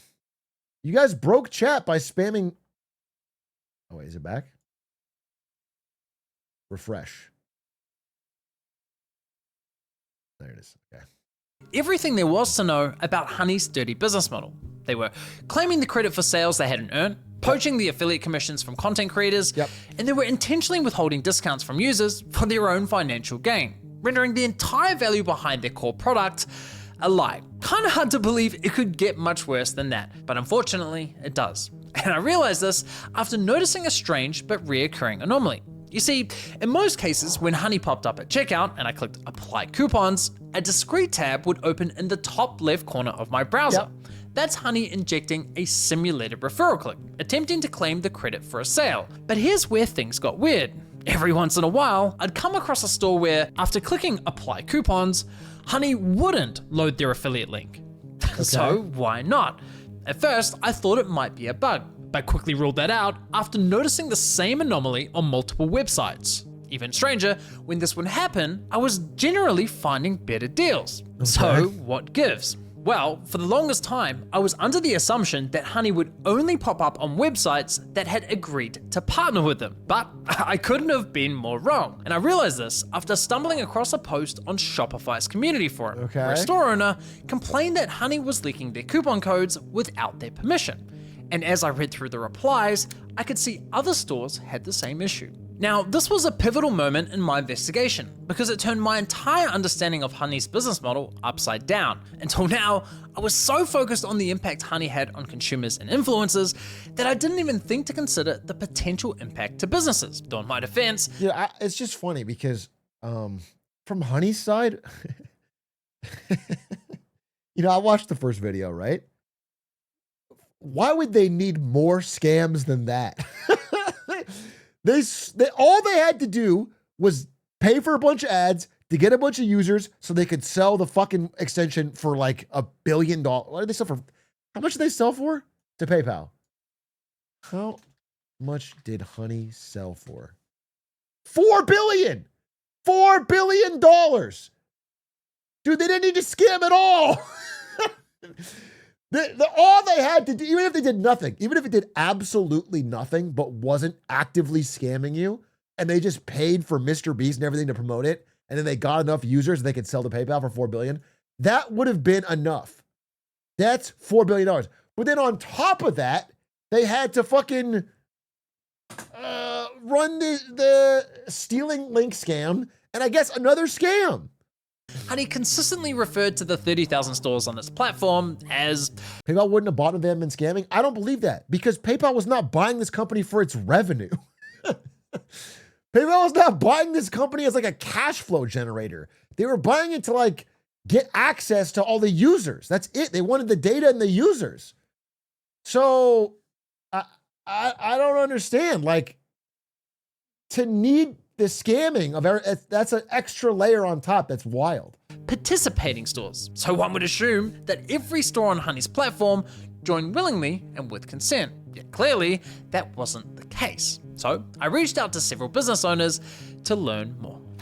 Honey takes the codes that people use on our website, the discount codes, and makes them public to everybody who's using Honey. We started having problems where customers would get in touch via our support website saying, oh, hey, I just tried to use this discount, this 60% off coupon, and it doesn't work. I'd be like, we can look into it. Like, dude, that is not your discount. Like, how did you get that? And they'd be like, oh, it just showed up through the Honey extension. I hadn't heard about Honey before, and I was just hanging out on the couch with my... It is fucked though, because like, so we've done this. Like, you know, if I launch merch or something, right? And I want to give a hat to a friend, in the back end, you can make a code like, I should say something wild. You know, like Glizzy 420 420 69. Don't try that. And you could say, hey, here's a code, you know, for a free hat or whatever. And it does like 99% off, whatever. Okay. And then if you don't like make sure to have them use the code and then you remove it, then eventually a scraper will find it and then someone's going to start getting free shit. And then you're eating the full cost. So yeah, I mean, I guess I could see how this would be really annoying. Girlfriend, and she made some comment about, oh, this app Honey that basically gives you all these coupon codes, and I think she asked, free hat code, love you, big A friend. if we were on it. I said no, and then she checked it out our website and said, oh, you actually are on it, and it's giving this 15 or 20. Dude, or sometimes you'll have a Patreon, right? And you're like, oh, I want to give a discount for merch to the Patreon or whatever. And then it'll find the Patreon code and leak it, and then you can't do that anymore. It's like, it's just an annoying thing. 20% discount code. And so that's when I found out about it, and I was pretty shocked because I didn't know how long it had been going on for. Yeah, it cost us thousands, and I haven't even looked into how far back it went, but I know we just ended the code right away. Now, if you think that sounds bad, well, trust me, it gets a whole lot worse. But first, it's important we understand the scale of this issue. As you just heard, the store owners clearly never consented to being on Honey, so they can't possibly be among the so-called 30,000 participating stores. Okay. Right? So why was Honey lying to consumers about the true number of stores supported by its platform? To make it look good. And just how many stores did Honey add to its platform that's obvious. Without consent? Was it hundreds, thousands, tens of thousands? Well, that's where things get... It'd be so funny if the Honey website was like, yeah, we have a roster of 18 stores. Like when you're signing up, of course they're going to say 30,000 or whatever. So it just... Interesting. You see, when I started combing through the business side of Honey's website, I noticed that Honey claims to only be partnered with 10,000 brands. That's 20,000 less than what they advertise to consumers. So I figured, okay, I guess 10,000 stores and... Bro, that's an oil lamp? Holy shit, he's got an old-fashioned fucking oil lamp. That's potentially partnered with Honey, and the remaining 20,000 never signed up. Now, that would already be incredibly concerning and deeply misleading. But as it turns out, the deception is far worse than that. You see, as I continued digging, I stumbled across this file from Honey's extension called supported domains, which gets loaded onto your computer when you install Honey. And this file contains a list of over 180,000 online stores. That's a massive discrepancy from what's advertised anywhere on Honey's website. Now, of course, we could start making assumptions based on those numbers alone, but we don't have to, because it just so happens that Honey also keeps detailed information for each of the online stores in this list, and it's relatively easy to access that data. For example, on Chrome, if we click Manage Extensions, turn on Developer Mode, click on the Service Worker for Honey, and click on the Network tab, we can now monitor what Honey does behind the scenes. He's in the mainframe. A little closer. So if we say visit apple.com, we can see that Honey is now accessing information from their database related to Apple. Looking at this one in particular, we can see that 2.9 million Honey users visited Apple's website in the past 30 days. Oh, wow. We can also see that none of those users saved any money from coupons because, well, Honey has no coupon codes for Apple's website. We can even see internal support. Listen, they can fuck with small business. Ain't no, and they can fuck with influencers, they can fuck with small business. Ain't no way you fucking with Tim Cook's margins, bro. Let me tell you that. You take 1 cent off Tim Cook's margins, the Apple squad will have you. They'll burn down PayPal and you. and monetization notes that were left by Honey's employees. Interesting. Most importantly, however, we can also see that Honey has an affiliate link for Apple's website, confirming that Apple does have an affiliate partnership with Honey. But if we look at the same data for, say, Abercrombie & Fitch, we can see that Honey doesn't have an affiliate link. Yet Honey is still offering coupon codes for that store. Okay. And sure enough, if we click Apply Coupons on Abercrombie & Fitch, Honey doesn't load an affiliate link through that infamous sneaky tab. Aha! Things are starting to make more sense. So all I had to do now was collect this data for every store in Honey's database. The only problem is, collecting this data for one store is easy, but doing it for 180,000, that would literally take years. Okay. Unless, of course, you created a little program that automated the entire process, crawling through that massive list, scraping Holy Honey's shit, he's a data programmer. store by store, and neatly organizing the most relevant data points into a nice, easy to read spreadsheet. Well, that's exactly what we have here, but I can't take any credit for the spreadsheet because this was all the work of someone much better at this stuff than I am, and he goes by the name of Yelta. He's a developer from the Netherlands. Yelta! Awesome guy. And I cannot thank him enough because holy shit, there is a treasure trove of data in this spreadsheet. We now have all the details for every store, every coupon code, every developer note, all curated into one lovely spreadsheet. It's glorious. PayPal will not like me having this data. Dude, with all this data they should launch an extension. Now that you have all these different codes, you should use this video as it gets a lot of views to launch some sort of coupon code extension. Call it vinegar. One lovely spreadsheet. That would be it's glorious. fire. PayPal will not like me having this data, but too bad. And Yelta will be releasing this data publicly on Twitter shortly following the release of this video. Link to his Twitter is below, so make sure you give him a follow if you want to catch that drop. Alright, so now that we have this spreadsheet, we can finally confirm that at the time this data was collected, Honey supported 35,000 stores with affiliate links and an additional 146,000 stores without affiliate links. So yes, there was some truth to their claim of supporting 30,000 participating stores. They just conveniently left out the eeny-weeny fact that they dragged an additional 146,000 stores onto their platform, presumably without consent. Okay. Now, consider this. If you're Honey and your platform supports 180,000 stores, surely you'd be screaming that from the rooftops, right? 180,000 sounds a whole lot more impressive than 30,000. Honey knows that, so why hide the real number? I think for the average person, they just think of it as like a massive number. Because no one person's visiting 30,000 stores. You just think it means everything. Clearly, Honey decided that keeping this little secret to themselves outweighed the benefits of advertising it. Now, as a consumer, you might be thinking, so what if Honey leaks a few coupon codes? Even if a business never gave consent, surely that would just drive more sales for the business, right? Well, it's not that simple. Why?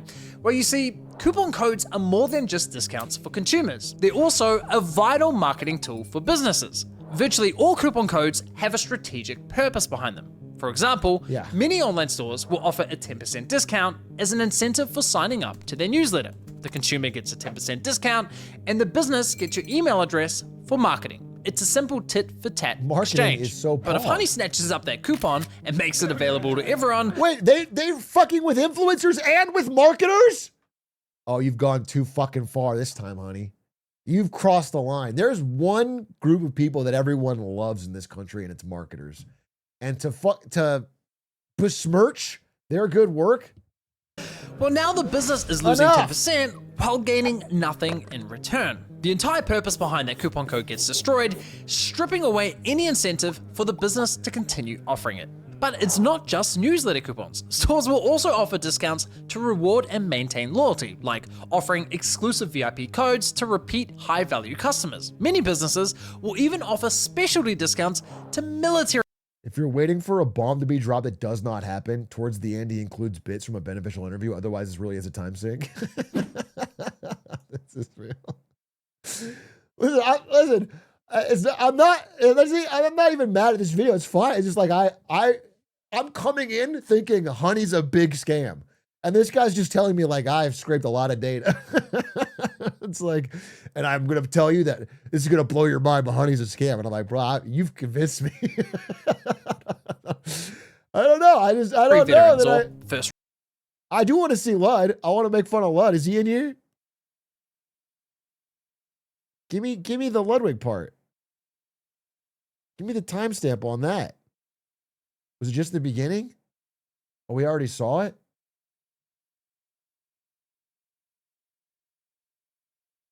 Honey finally addresses the question. We proudly host a consistent shopping experience for all Honey shoppers who rely on our shopping tools. Therefore, we cannot disable Honey. Honey finally addresses the question, and it's like the most corporate slob of all time. It's like ChatGPT-esque.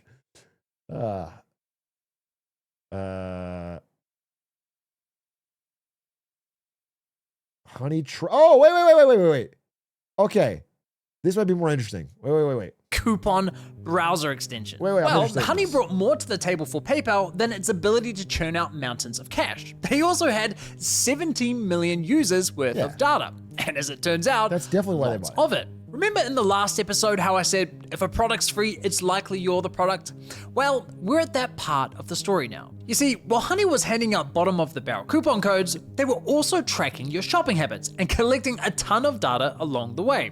In fact, Amazon of all companies began warning users that Honey was a security risk, stating, Honey tracks your private shopping behavior, collects data like your order history and items saved, and can read and change any of your data on any website you visit. They even recommended uninstalling the extension. That was somewhat surprising to me, given how much Honey played into the whole. Well, it's funny, but I honestly think, listen, I do think Honey's a scam, 100%. But it's funny that something like this is almost like Streisand effect. Like, I think Amazon putting this up there probably makes you think, oh, they're afraid of me getting good deals. Like, I think as the user, this is like, it's a reverse effect. Like, it helps them. If Honey was a real legit thing, this would be an incredible marketing for them, because you can't get better marketing than above the fold on Amazon website. For sure. This is like the most prime ad spot in the world, and Amazon's talking about Honey. That's honestly, on God, that's like uninstalling the extension. That was somewhat surprising to me, given how much Honey played into the whole, you can trust us with your data. Amazon has terrible brand reputation. Actually, I want to push back on that. People will say that Amazon has a bad reputation, and they'll mention things like the pissing in bottles at the warehouse and stuff. But Amazon's actual like consumer, brand likability score is like one of the highest a brand has ever had. They're like one of the most well-liked brands. People like using them. They generally feel good about it. People feel like they do what they say on time. Again, most of what Amazon uses their monopoly power to fuck over is really not consumer. That's how they got away with it for so long. They fuck over, small businesses that are the stores on their platform. They fuck over suppliers. They fuck over, suppliers. And so consumers like Amazon. I'll just straight up. That's one thing that has held true, is that consumers generally have. Now, I wish consumers knew about the world they could have. In a world where there was multiple competing Amazon-style businesses, they could have a much better world. But in the absence of that, Amazon still does better than a lot of other businesses they deal with, and so they like them. The narrative. Actually free, not like selling all your personal data free. Does Honey sell user data? No. This prompted me to investigate Honey's data collection practices. And what I found was, unsurprisingly at this point, pretty darn concerning. Hilariously, the first thing I noticed when auditing Honey's website was that they explicitly assured users that, hey, what we don't do is sell or share your data. But the moment you click the link to their privacy policy, the first thing you see is how we share your data. Excuse me? Red flag number one.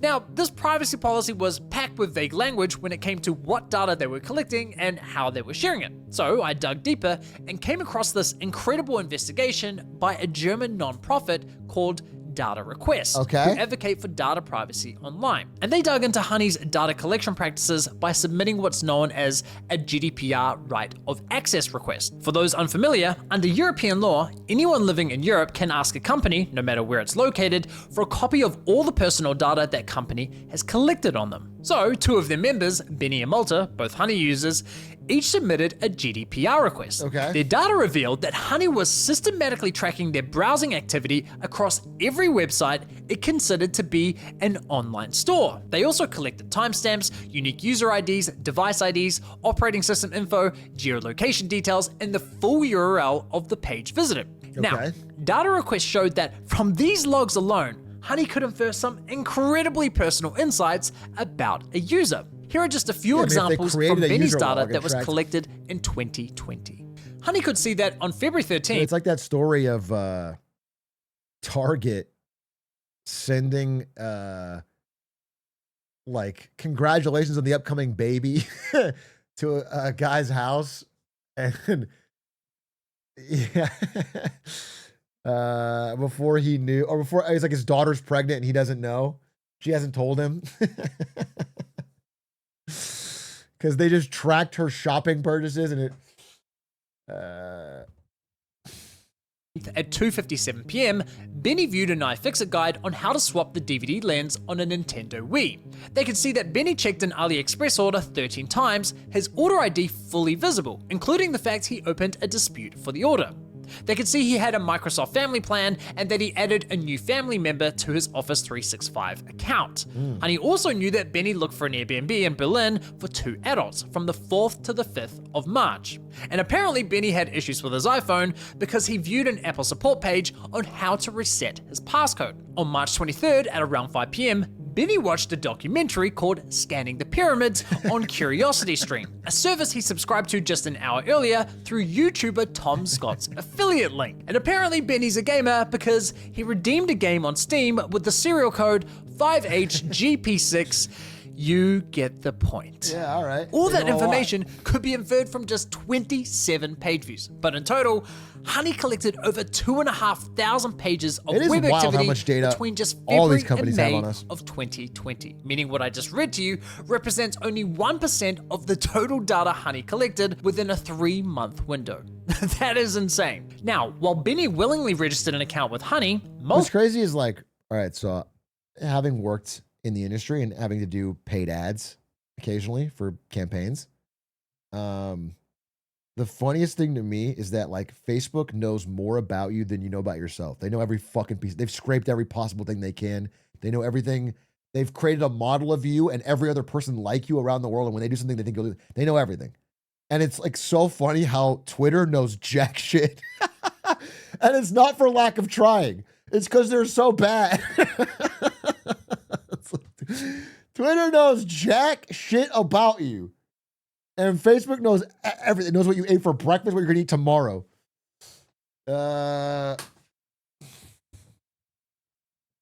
Twitter's gonna rage bait you, I guess.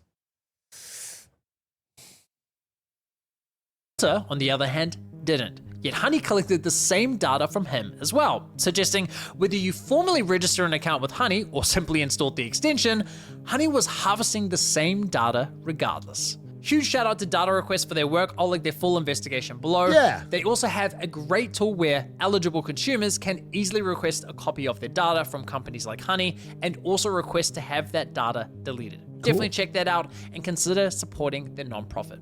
So as you can see, it starts to make a lot more sense why a company like PayPal would fork out so much money for this platform. Yeah. Honey was sitting on a treasure trove of data that provided detailed insights into its users' shopping habits. Honey could see what users were buying, how they shopped, what they searched for, the decisions they made before checkout. Yeah, that's what I said. Like, that was my point earlier, but like, just to hammer it home, that stuff is more valuable than gold. That's like incredibly valuable. Even more so today because they could train AI off it or something. And so it makes their decision to do the low level petty scamming even more embarrassing. To open up the extra tab and steal like influencer affiliate codes is so stupid. You had to, I mean, they got their 4 billion, I guess. It's fucking PayPal's problem now. But like that is crazy. Oh, I don't know if it is more valuable than gold now with the current gold prices, I guess. Well, there's no weight, so. And even the services they considered but didn't purchase. That information is invaluable to a payments platform like PayPal. But don't just take my word for it. Here's Honey's former senior manager of partnerships, Daniel Pilkington, discussing the benefits of Honey's data for their partnered merchants. One of the metrics that we assess very frequently for merchants that work with Honey is, cross-store shopping. So, how many other stores is a user visiting as well as the store in question? They go into 6 stores, they go to 7 stores, they go into 10 stores. Come on. Cross-store shopping. So, how many other stores is a user visiting as well as the store in question? They go into 6 stores, they go to 7 stores, they go into 10 stores before they make a decision on where to purchase. And here's another former senior partnerships manager. So one of the things we have insight into at Honey, because we're a browser extension and we can see our shoppers and how they shop, is that shoppers love to cross-site comparison shop. Yep. We're really kind of following the shopper where they go, and we're with them every step of the way. We have all sorts of tools. That's what shoppers want. To make those a guy like you following them every step of the way. Brands. And here's a former PayPal executive discussing how beneficial the data is for their goals. We've got a full suite of solutions across our consumer platforms that help drive new customers, that help drive loyalty, that help drive conversion, and ultimately.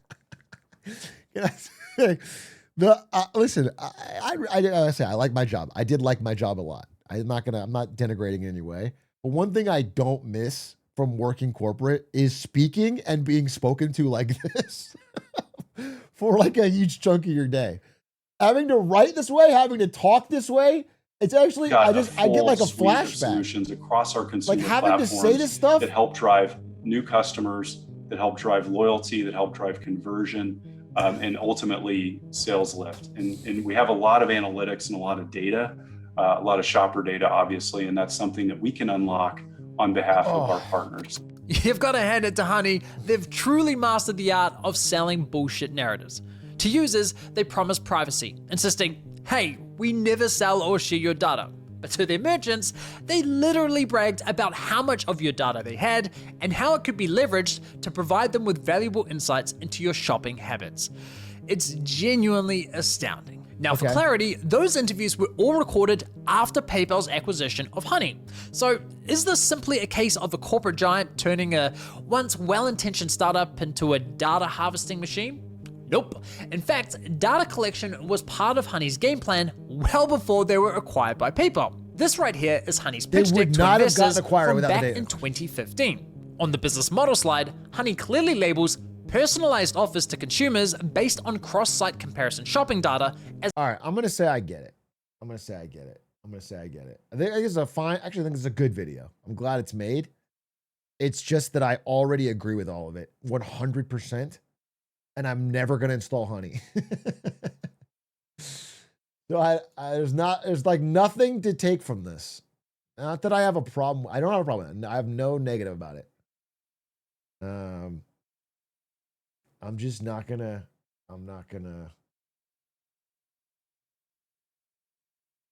install Honey. I'm just not gonna do it.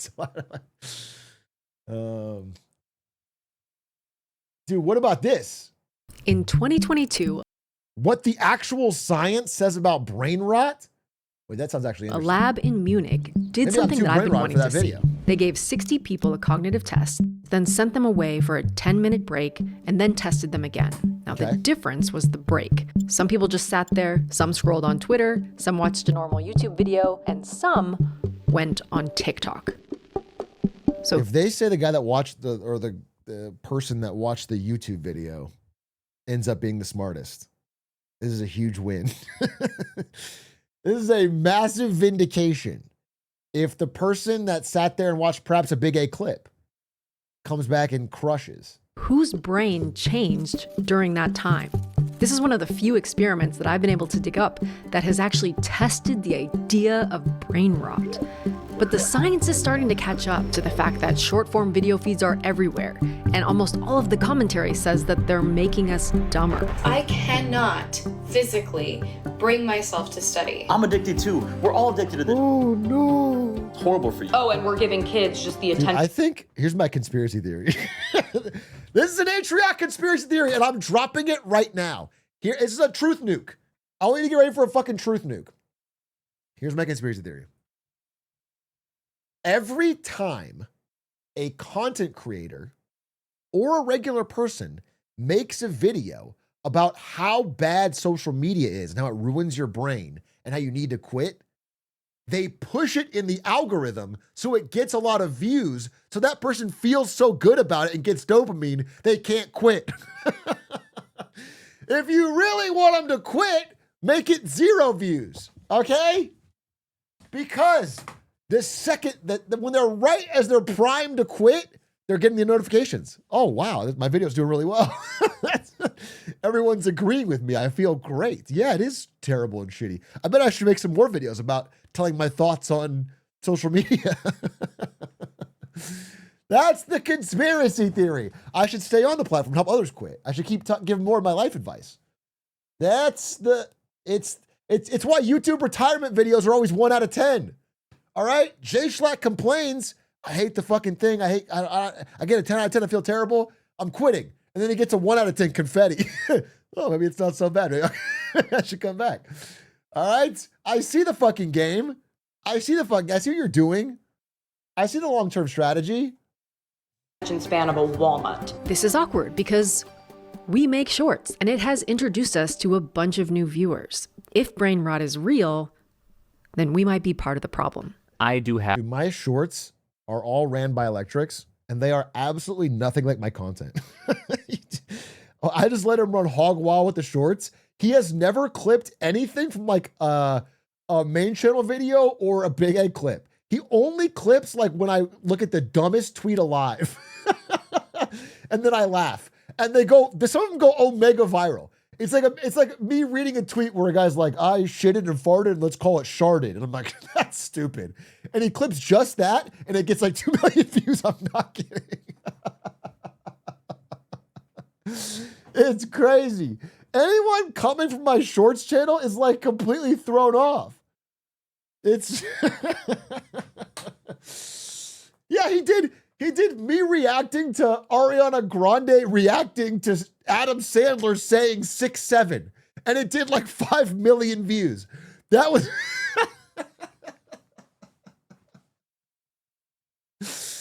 that shit's crazy. I didn't make a clip on that.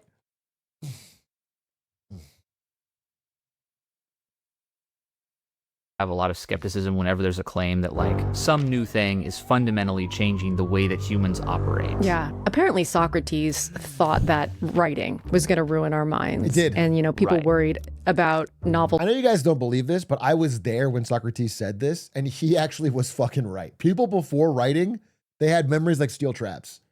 I used to fucking remember all sorts of shit. And then I started reading, and it was rotted my brain. So the dude was actually on the fucking money, and they made him drink him. Actually, I think I was the one that did that. I vaguely remember saying, shut the fuck up, Socrates, and drink some fucking hemlock. And then it started like a chant. So it might have been my B on that one. Being addictive and the Telegraph and all of that. Like on Howtown, we don't just take the conventional wisdom. We're not running on vibes over here. We're trying to see if there's anything behind the vibes. So I went hunting for evidence. We've heard about shrinking attention spans since the start of the smartphone era, but how can we measure those? And what are the studies saying about the video feeds specifically? After 10 minutes of swiping through shorts, do people really think any worse? Dude, it'd be so funny if their data just kept showing that people were like 20 times smarter when they scroll. Just like 20 minutes of scrolling and they were actually like fucking crystal Claritin clear thinking. We can't explain it. They're not happy about it, but they're just smarter. They do better on tests. First, I wanted to know what makes this new format different from the hours of television that people watch every day. And you can hear it in how the companies talk about their own product. See, last year, a bunch of private conversations between TikTok employees came to light after 14 US states investigated and sued the company. This is multiple lawsuits coming from individual states' attorney general, and the action alleges that TikTok exploits and harms young users. The state attorneys had agreed to black out the confidential materials. And I found the breadth of these redactions odd. That's a local reporter named Sylvia Goodman. She discovered that the redactions in the Kentucky complaint had not been done correctly. I copy and pasted it all out into a fresh document, and I could read all of those redactions. What? I'll be honest, my jaw was on the floor. Dude, does nobody know how to fucking redact? That's so funny. That happened twice?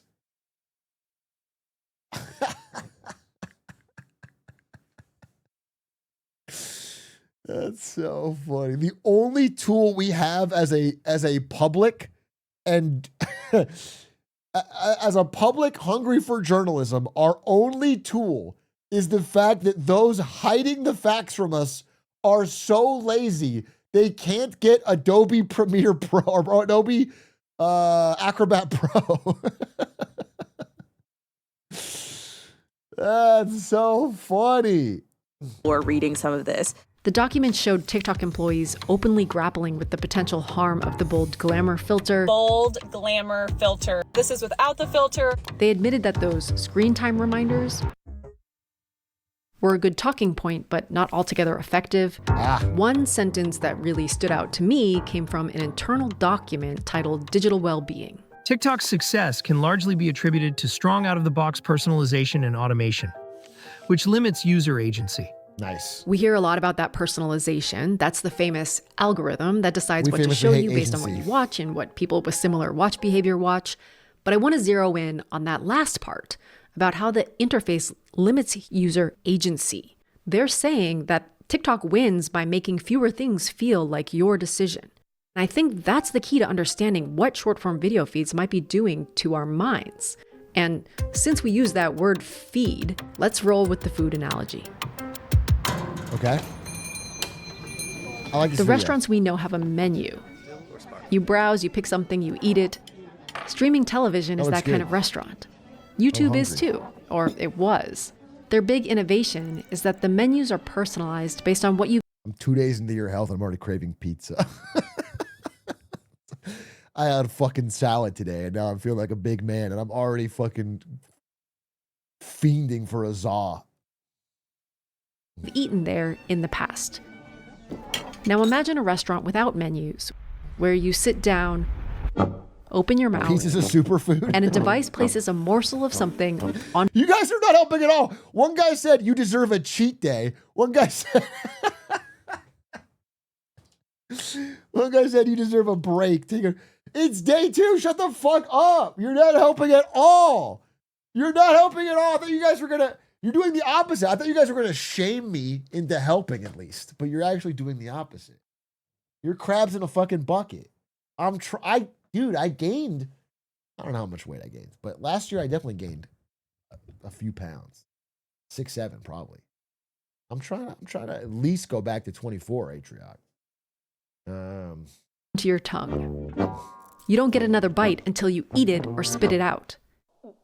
By measuring your chew time, the restaurant can adjust the lineup of bites to feature more of the flavors that you tend to swallow. What? But they don't just hit you with the same flavor time after time. They can also test out some I need to watch this again to make sure I understand it. I'm not sure I'm getting it. Okay. Based on what you've eaten there in the past. Okay. Now imagine a restaurant without menus, where you sit down, open your mouth, and a device places a morsel of something onto your tongue. Okay. You don't get another bite until you eat it or spit it out. Okay. By measuring your chew time, the restaurant can adjust the lineup of bites to feature more of the flavors that you... Okay, I know they're making this out as like dystopian, but I would absolutely eat here. I would absolutely eat here. They'll call it the slop zone or whatever. And I open my mouth, and it just keeps... Tasty. Oh, that's good. More of that. And then I just it just algorithmically ends up feeding me fucking Sour Patch Kids and Taco Bell. Just after 2 hours of chomping, it's just all Sour Patch Kids and Taco Bell. Tend to swallow. But they don't just hit you with the same flavor time after time. They can also test out some unexpected morsels, because even if it's not your favorite, it's just a bite. And there's another one waiting that might be amazing.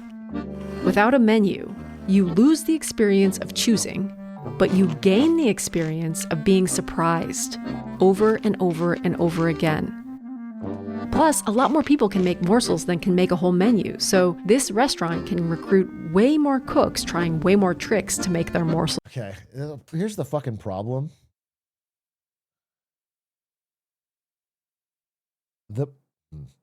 This is not bad when it comes to food. So I don't know that I love this analogy, only because the bad part of it is that it rots your brain with the visual stimuli. But being surprised with food is kind of good. Like, many people go to restaurants and they are afraid to order something that they don't recognize or know, because they're afraid they're going to spend a bunch of money and get a whole meal and be hungry and they don't like it. But many people would love to have a little bit of a sampler or a taster, because are they going to say this? Because tongue rot. Bro who only eats at the trough.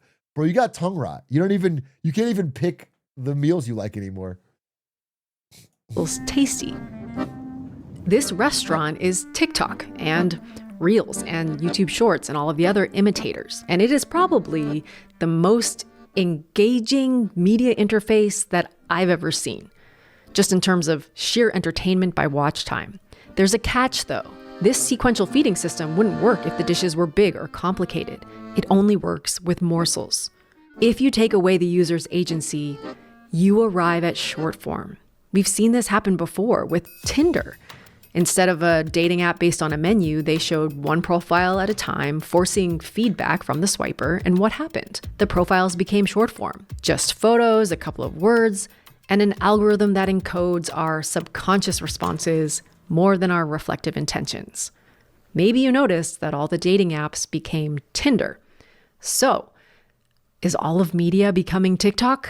I've been trying to figure out just how much human attention has shifted into these feeds, but only the platforms know that, and they don't release the data. But they do these quarterly calls with investors, and if you go back through the past few years, you can kind of hear just how big of a response Meta and YouTube have made to the rise of TikTok. Yeah, they were freaking out. Reels already makes up more than 20% of the time, 50% of the time that people spend on Instagram. Over 15 billion views each day, 30 billion daily 50 billion plus 70 billion. We now average over 200 billion daily views on YouTube Shorts. I need to make a note of this. This is a really cool scene to have in a YouTube video. Cutting between conference calls with the timeline is a cool idea. I wanna use this. I need to save this. Stealing? It's just inspiration. Share. Started this thing. I'm gonna send it to my editors. We'll call it the Atrioc effect. And then I will do takedown requests on anyone that does it. Social media has gone through two eras so far. First was when all content was from friends, family, and accounts that you followed directly. The second was when we added all of the creator content. Now, as AI makes it easier to create and remix content, we're going to add yet another huge corpus of content on top of those. Oh, God. It's really easy for me to think of this as the bowl of potato chips that someone sticks on the table that you didn't order, but it's there, so you snack on it. No one can eat just one. And it makes me... Dude, guy who says corpus of content and get you a guy who can say corpus of content in earnings calls and then go on Joe Rogan and pretend to be like the most masculine man you've ever seen. Just a laid back bro. Chill.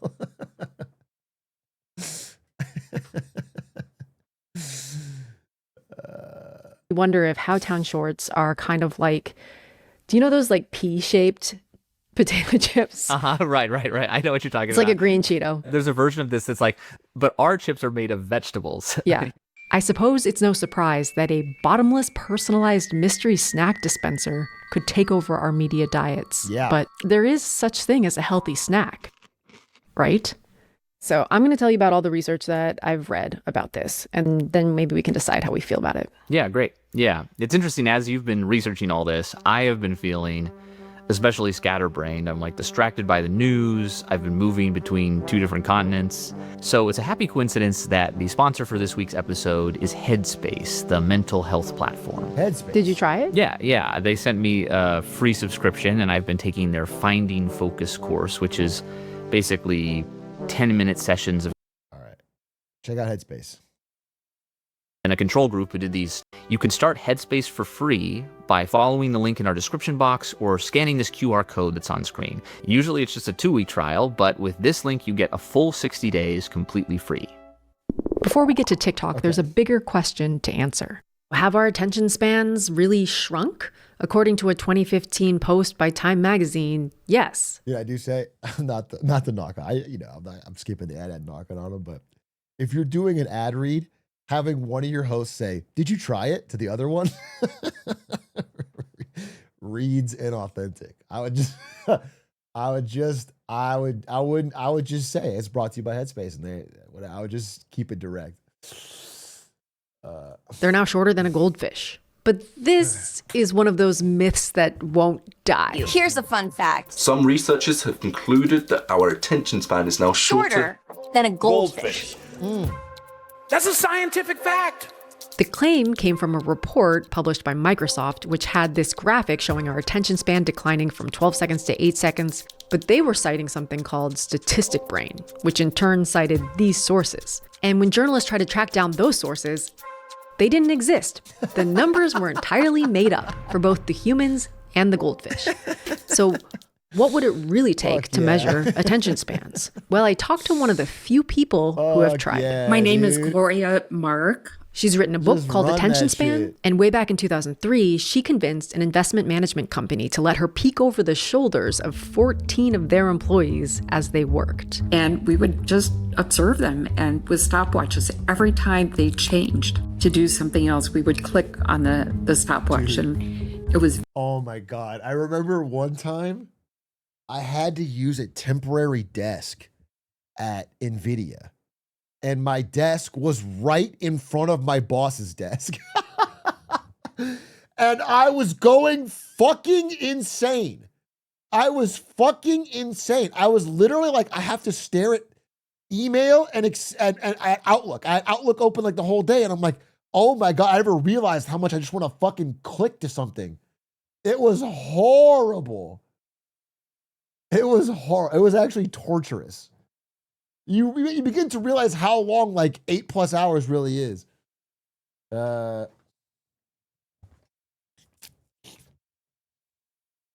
Very, very tiring. Those employees spent about 2.5 minutes working on their computers before they switched to checking email or doing something else. Fast forward to 2012, she convinces another workplace to let her install software that tracks how often their employees click from one window to another, and finds that they switch every 75 seconds on average. Now it's closer to 40. Oof. So yes, empirically, we can say that on screens, attention spans have shortened.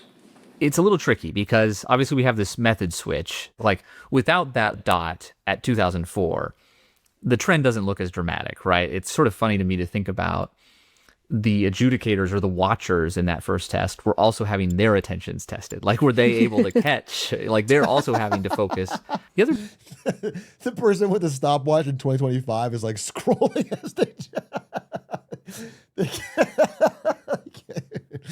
they're not even watching. The big question I would have is, is this measuring our ability to focus or just how much distracting stuff there is in our lives? What I'm worried about is that I'm no longer able to read a book for 6 hours like I did when I was 12. Has something changed about your brain? Yeah, has something changed about the ability of my brain? It's obvious to me that something has changed about the way that computers work. Like, yeah, I've just got notifications. There's literal sounds that are telling me you should be distracted by this other thing right now. And so I'm still curious about like if there's actual damage being done to our mental systems, I guess. The advantage of Gloria Mark's approach is that it captures real life. It's not just bringing people into a laboratory, having them sit for an hour in front of a computer, but we actually observed what people did over the day in the course of their actual work. The limitation is that it can't distinguish between these three different influences on our ability to focus. There's our attentional capacity. That's what we generally think of when we say attention span. Okay. Then there's our motivation, how much we need or care about focusing on this task. Right. And there's competition. How much is our environment distracting us? Now, in a lab, they can get closer to controlling for motivation and competition. But the tasks that they give people don't look anything like real life. Let me show you.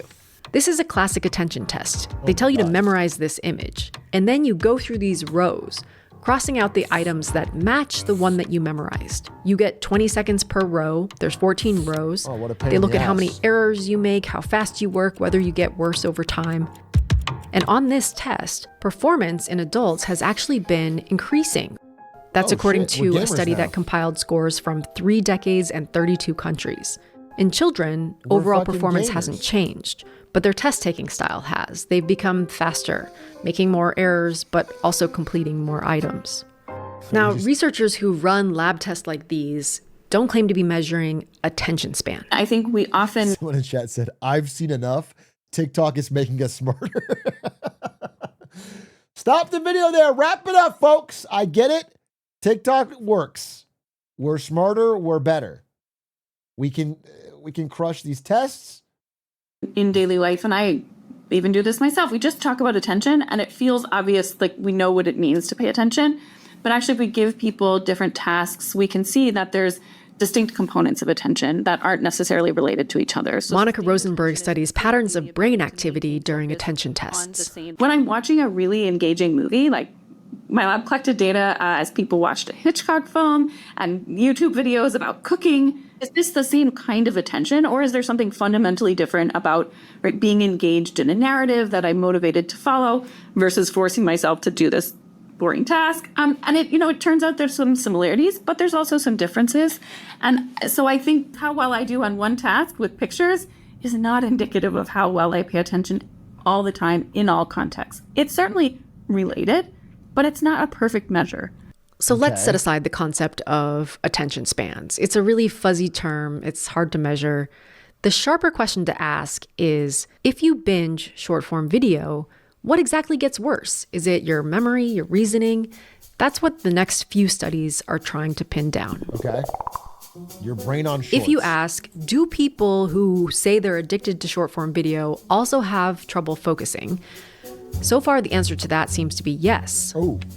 A recent review of 14 studies found that increased SFV use, that's short form video, was associated with poorer cognition, including attention and inhibitory control. But whenever you see that term "was associated with," that's scientist code for we're not saying this causes the problem. Right. It's sort of our social media and teen health all over again, where it's our depressed teens becoming depressed because they are on social media, or are they seeking it out? Yeah, I think this is the question with basically all of the harmful effects that people are attributing to these new technologies is almost all the research can't distinguish correlation from causation. But there are a few experimental studies that I wanted to highlight. There are at least... It's kind of bad either way, right? If either scrolling makes you dumb or being dumb makes you scroll. In which case, it's like, well, I don't want to scroll so much. I don't want to be the dumb guy scrolling. At least 2 different cognitive tests where people perform worse after scrolling a shorts feed. One is a kind of trick question quiz, and the other is about whether you can remember to do something that you plan to do. So first, there's a measure based on these 3 questions. A bat and a ball cost $1.10 in total. The bat cost $1 more than the ball. How much does the ball cost? This is supposed to capture analytical thinking. To get these questions right, you have to switch out of autopilot. Like your gut is screaming, 10 cents, and you need to override that. 72 college students at Peking University in Beijing took this test after either spending 30 minutes scrolling TikTok, or the Chinese version of TikTok, or 30 minutes reading. And the TikTok group did worse. The researchers wanted to know, does what you watch matter? So they ran a second study, but this time, people watched either a cute animals playlist or a science experiments playlist. They also changed how people watch. Some could swipe through the videos like a normal feed. Others had to sit and watch the same clips stitched together into one long video. And here's what they found. It didn't matter whether you watched animals or science, but the swiping groups consistently did worse on the cognitive reflection test. I knew it. They got... Bro, I've been saying this. So I said on Lemonade Stand. Okay, I swear to God, I think the worst part of these fucking things is that it trains your brain to the very second you get bored to give up. I swear to God, I said it on Lemonade Stand. I think that's what I felt when I do it. It's the worst part about short form video is that you're watching a short, you're like, and you just go to the next thing. And then in real life, I'm reading a fucking book and one line is boring or one paragraph is boring. And I'm like, And then or you're watching a fucking good movie and they have a boring part and you're like, take out your phone. Now you're not engaged anymore. That's the worst part of it. I swear to God, I just have known this inherently. I have to give it to you. I know this is the worst part of short form video. It's this fucking training. 0.38 fewer questions right out of the 3 questions total. That's 12% of the scale after 30 minutes from just swiping alone. Okay, interesting. So if you're subjected to essentially just a montage of videos that you don't have control over, you are not degrading your analytical thinking as much as if you're swiping through and getting to just skip whenever you are bored. It's sort of interesting because you think of that decision is interactive. We need to bring back movie theaters? Yeah, but we can fill them. Dude, honestly, based on this, right? The worst part is the swiping. We should bring back movie theaters, fill them with just short form slop videos, and you have to watch them with other people and laugh and you can talk out loud. Because people aren't, they're not making enough fucking good movies. People don't want to see movies. You go to the movie theater, you sit down, they put on a bunch of fucking TikToks. Everyone, it's like a you laugh, it's what Twitch streamers should do. We'll just do YLYL. We'll just do TikTok time. With the interface, right? That decision is cognitively more intense than just sitting back. Dude, taking out your phone and watching IG Reels during the movie theater presentation of TikTok slop. And then someone behind you goes, hey, pay attention. Put your phone away.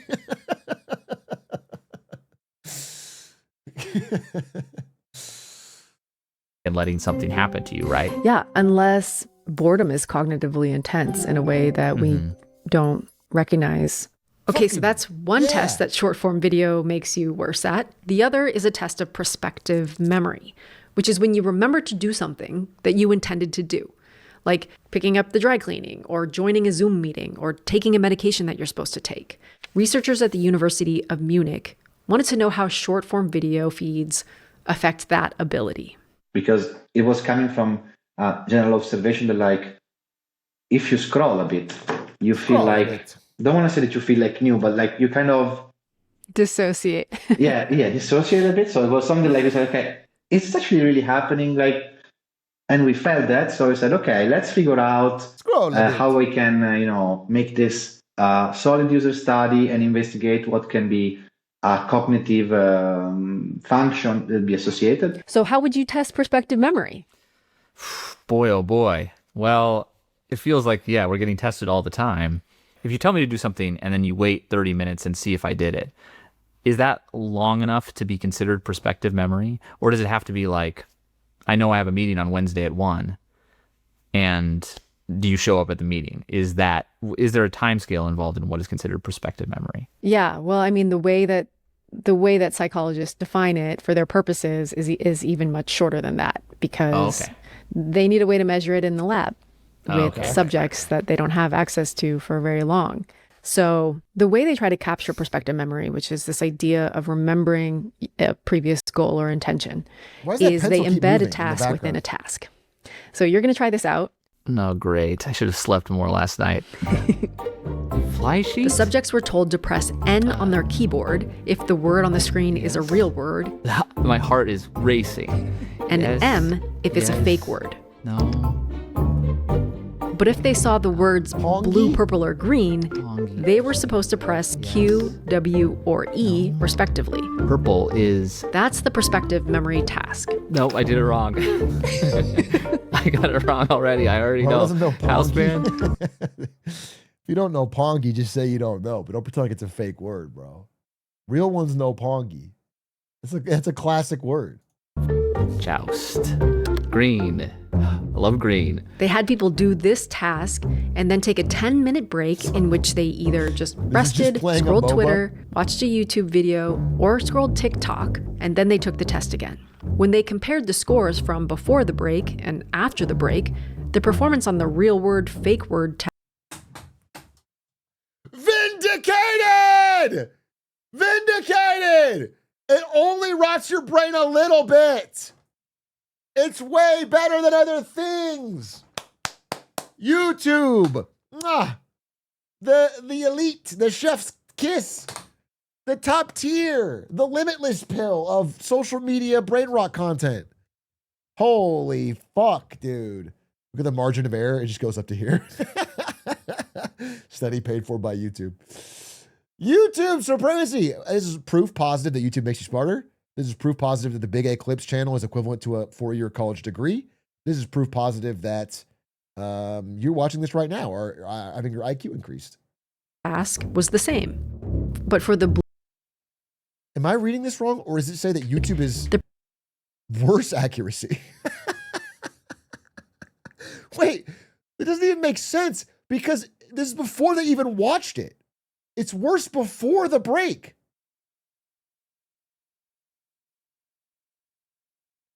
That means that before they even watch YouTube, they're dumber. YouTube watchers are inherently stupider than Giga Chad TikTok watchers. This doesn't make any sense. Performance on the real word, fake word task was the same. But for the blue, purple, green task, where they needed to remember that second intention, one group saw a big drop in their scores. It was the group that scrolled TikTok during the break. What this is basically getting at is if you... Okay, let's look at this actual chart. So, I mean, it looks like Twitter supremacy, I guess. The thing is, I assume they didn't come in here and pick which one they wanted to do. So it should be... The only thing that should matter is the drop. The YouTube had no change. But with a big... But resting actually increased your skill. So I guess...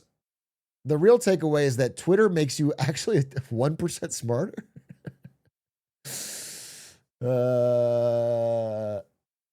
Only the delta matters. Yeah, and YouTube had no change. So YouTube is brain rot neutral. That's big. Brain rot neutral.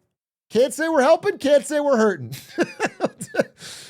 We'll take a brain rot neutral situation. TikTok clearly fucking destroys your TikTok during the break.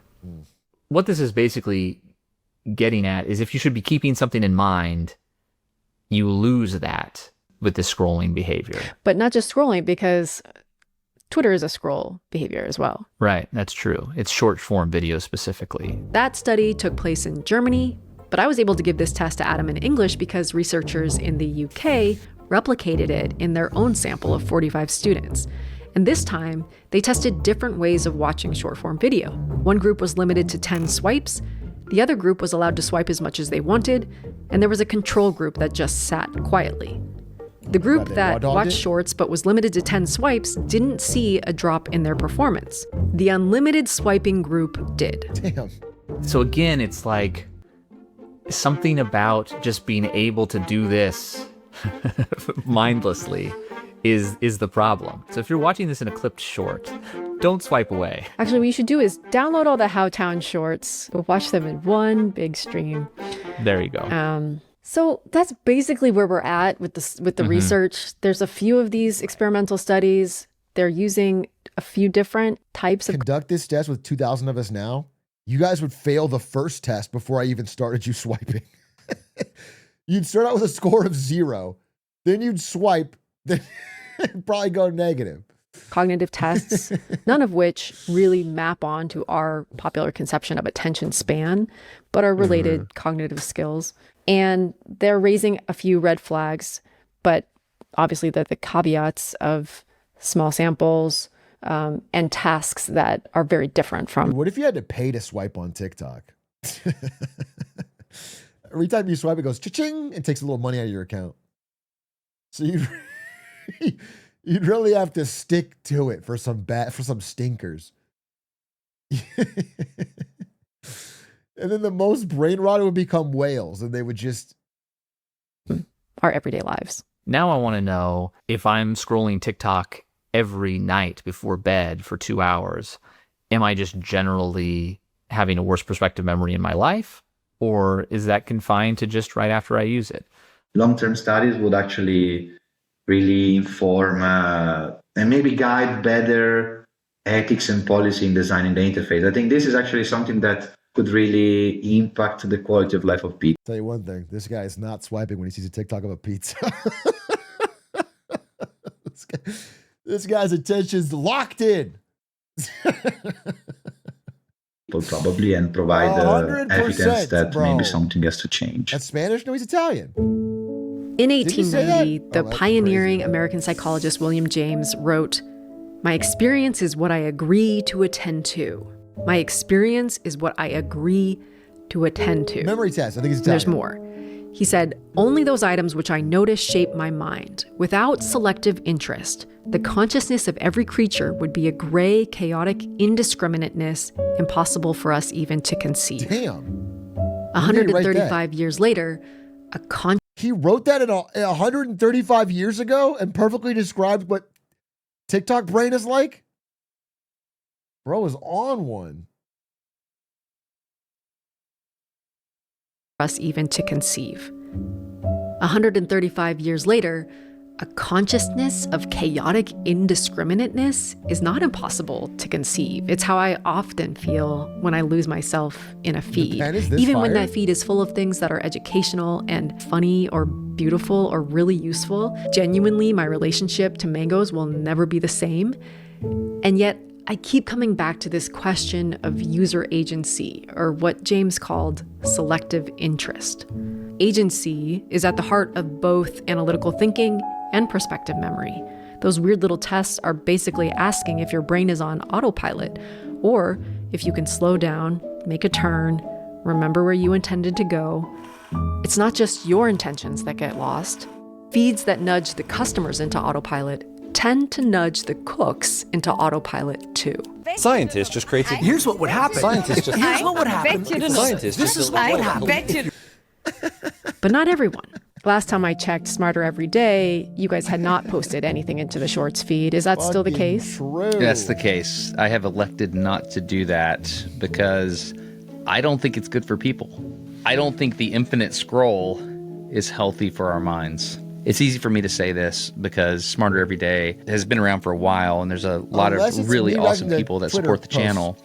But I think saying no to Shorts is powerful. And I think it ultimately increases trust in the creator. I could be wrong about that, but I don't know. That's where I'm at. Dustin's such a good guy. Yeah, I mean, I think, you know, obviously we want to be acting with integrity and sort of like living our values in all parts of our life, including the way we make this channel. Yeah, screw you, but big like A. having bite-sized information. You know, when I was at NPR, we would make 3-minute radio pieces all the time, right? That was like a pretty typical length.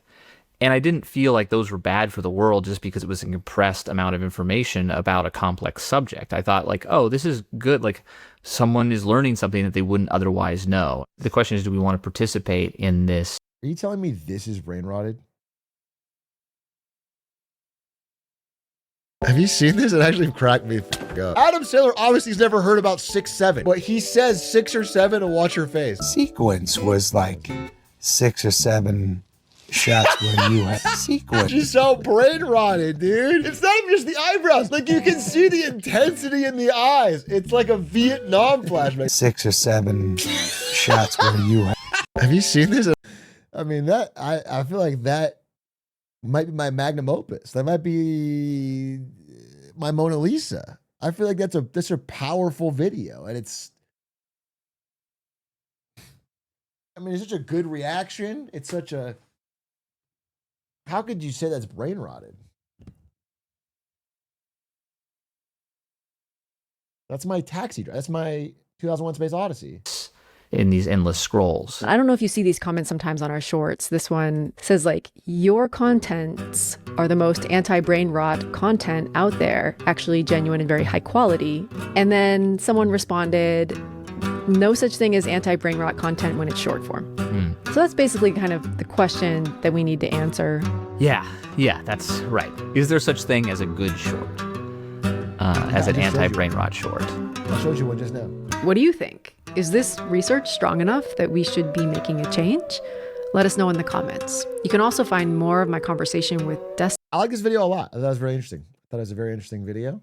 It sounds like what they're saying, though, it's not about the short. It's not like you can make the right short or the wrong short. It's that once people have the ability to skip, their brain is trained to skip things outside of the short form video.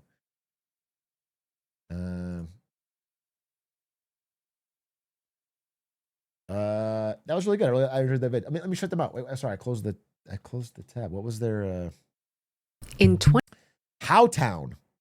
This is a YouTube channel called Howtown, and they have a lot of interesting videos that I'm just now seeing. This is my first time seeing a Howtown video, but I liked it. It looked really good. So, we watched this one, I guess. Never mind. We watched The Little Balls Might Ruin Everything. I don't remember that, but must have been like a GSS. Cool. That was really fun. I found them via shorts. That's what are you going to do? What are you going to fucking do? What's their most popular short? Let's see if it rots our brain. Do you see this? What's happening here? That's a hint that the photo finish system at the Olympics isn't actually giving us a photo. And that's why it looks a little weird. So these two runners, Kashane Thompson and Noah Lyles, both finished the 100-meter race with an official time of 9 points. This is a cool... Skip, already seen it, bro. Moving on. I'm snoozing. Come on, let's watch fucking Roblox or something. You ruined their algo. I think they're fine. That had like 50 million views.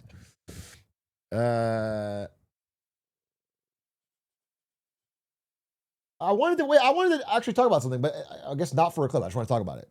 I don't know if you guys know this, but there's like a massive, massive series of demonstrations and protests and uprising going on in Iran today. And actually since December like 28th. It's been quite a few days. And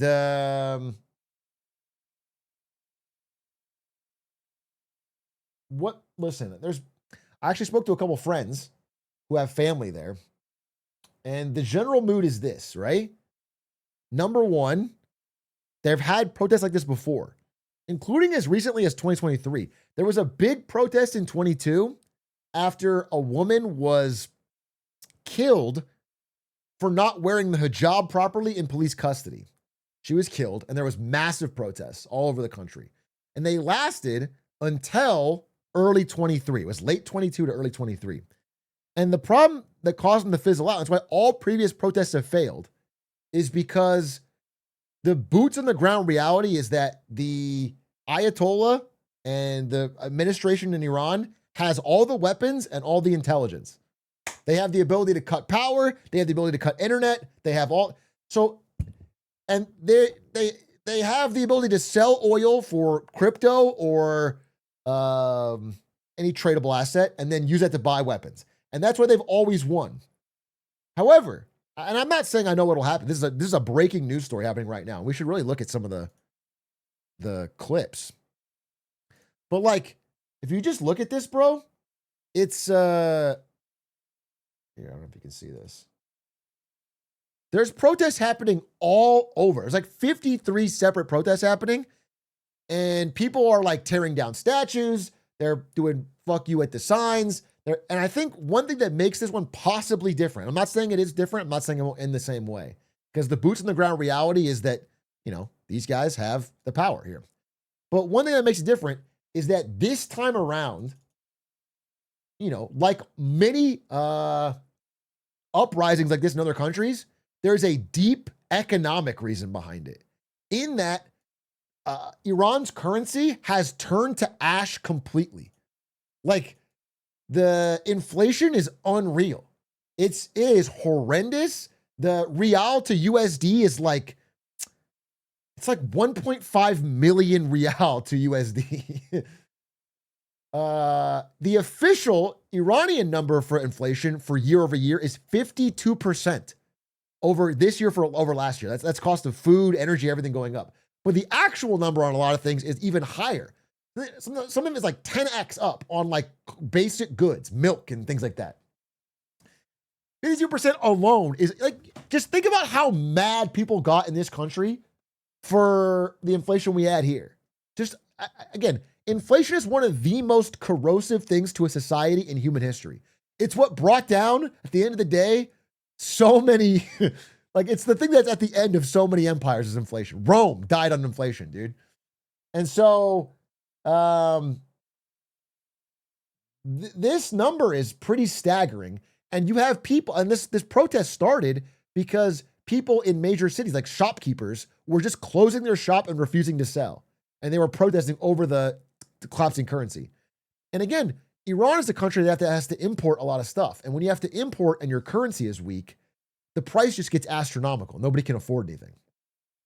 So I'm not saying I know what will happen. I truly don't.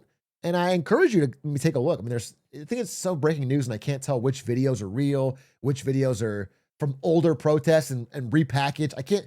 There's no way to sift the noise from the signal. So I'm like, I don't want to show everything. But yeah, I mean, they have to import things like water, but things like milk. There's like so many things they're importing and the cost is getting staggering. And so people are getting very, very upset. And so the central bank of Iran, their central banker, stepped down after they had the first 40% inflation surge. So they have somebody new coming in and they already have like an interest rate of, I swear to God, it's like 30, 40%. It's like absurd.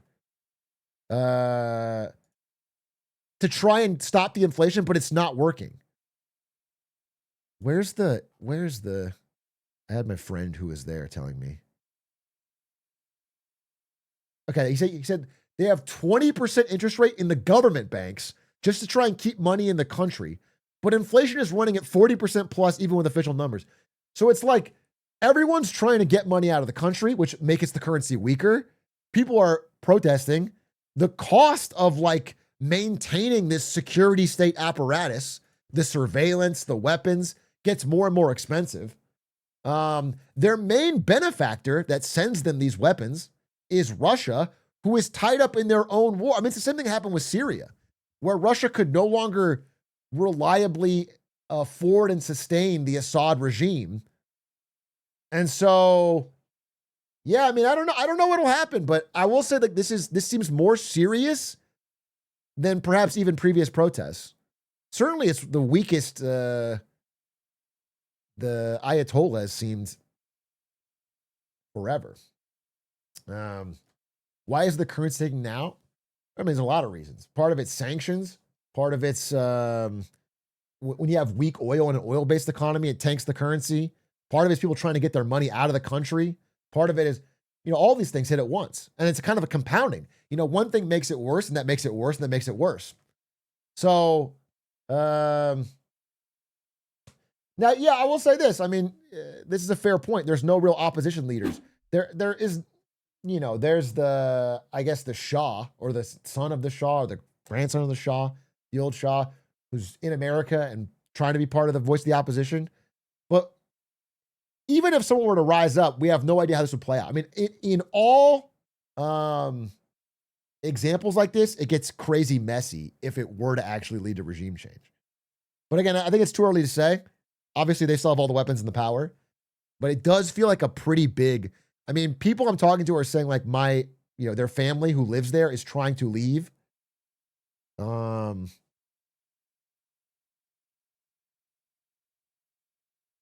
people have already died. There's crackdowns on the protesters. People are getting shot. It's pretty insane.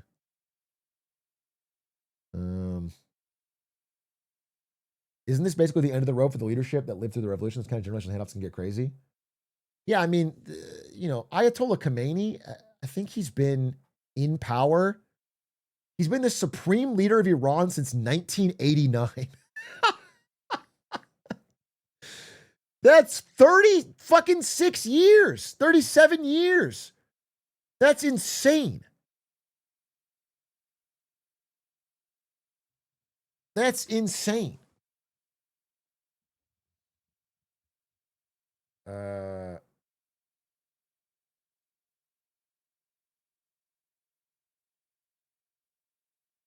I'm looking at it right now.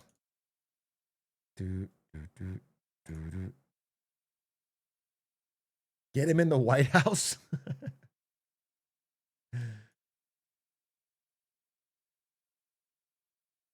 Yeah.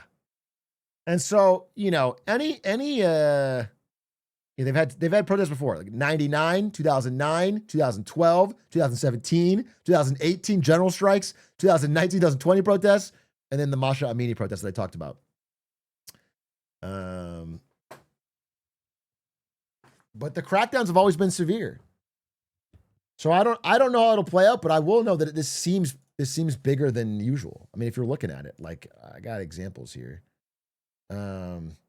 Amnesty Iran came out, talked about it. Protesters killed in Iran.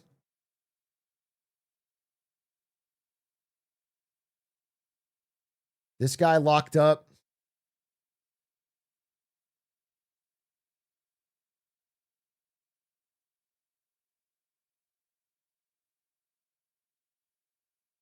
We'll see. It could be similar to Assad or it could not. I don't know. Please look at his tweet. He's tweeting.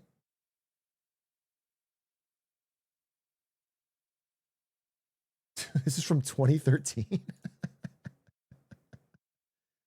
I went to school with a cloak since first days. It was uncomfortable to wear it in front of other kids, but I tried to make up for it by being naughty and playful. Jesus Christ. Jesus Christ. Jesus Christ. Pretty crazy DoorDash. I saw that. That's separate though.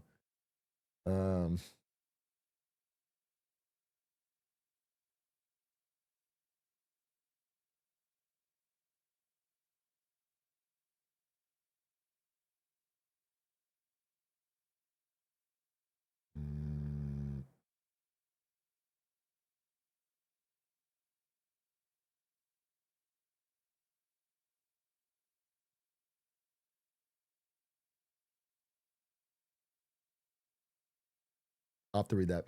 Did you see the Reddit convention? Yeah, I did. I'll talk about it later, but I heard it may be fake, so I gotta look into it. He's a feminist. What did he say? What's this?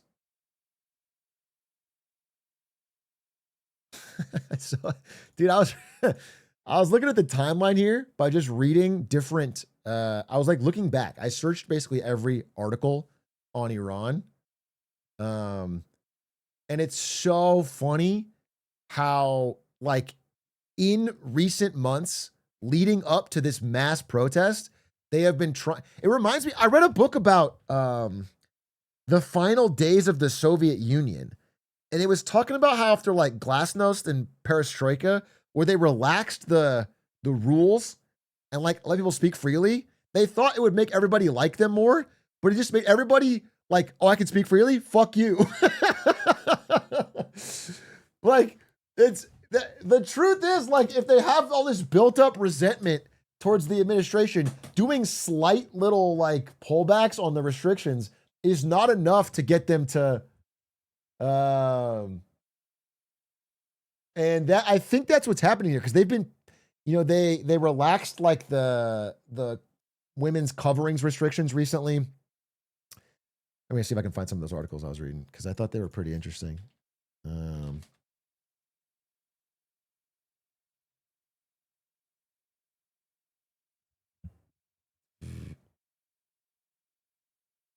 Like you can see everything as it leads up to this, right? So they've been trying to sell advanced weapon systems for crypto because they're under financial sanctions and because a lot of their money is in foreign reserves in global foreign banks they can't get access to. They've been trying to get crypto, selling oil for crypto and selling weapons for crypto. They've been on a charm offensive since September of last year. Cost of living protests. But I think, so this is they've been doing like nationalism stuff, ancient culture stuff, relaxing some of the restriction stuff, all since like September of last year. And the anger has been kind of heating up. Missiles and drones on display in rare exhibition. So I don't know. We'll see. But this is clearly the important one. This is crazy.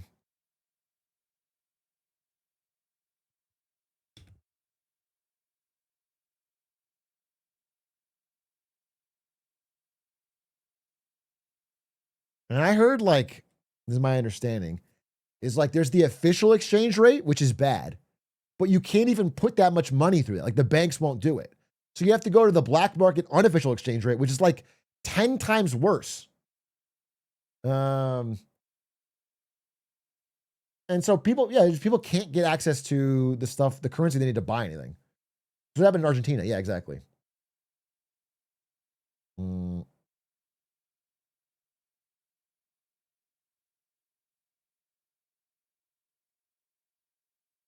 I can't believe it looks like a photo of Mom Donnie's NYC. Sorry, guys. I actually faked all these articles. I changed the title. This is all from New York in the last 2 days. This is not even the crumbling Ayatollah's regime in Iran. Speaking of Mom Donnie, dude, I've been slightly less news pilled because I've been working on health, but I saw his first 2 executive orders and they were great. They were awesome. I'm stoked. I'm stoked. The first one was bring back Sharia law. And the second one was what were they? They were both related to housing supply. I mean, listen, again, I have my criticisms and my pros, but they're both straight out of abundance, bro. It was like literally 2 things from like chapter 4. It was like an executive task force to open up city land for development, and it was like, and the second one was a giant Biden statue in Times Square holding a vax needle. And it literally reaches down and vaxes you if you try to walk through Times Square. That was the other one. So those are 2. No,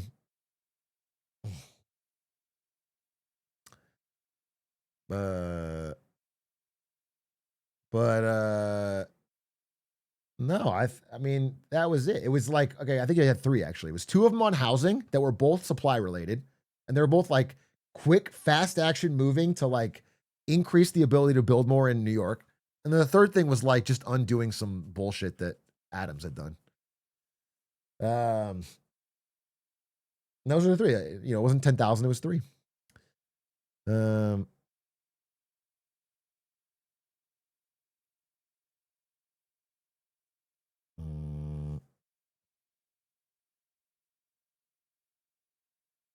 Did he make Mom Donnie coin? Not yet. I'm waiting. I'm hoping he launches a coin.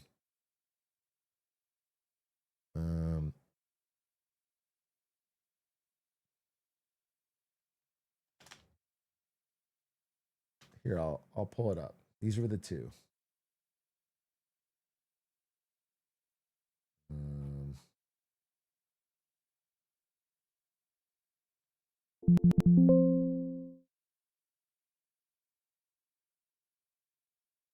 He created a land inventory fast track task force, basically to find land they can open up to rezone to build housing on.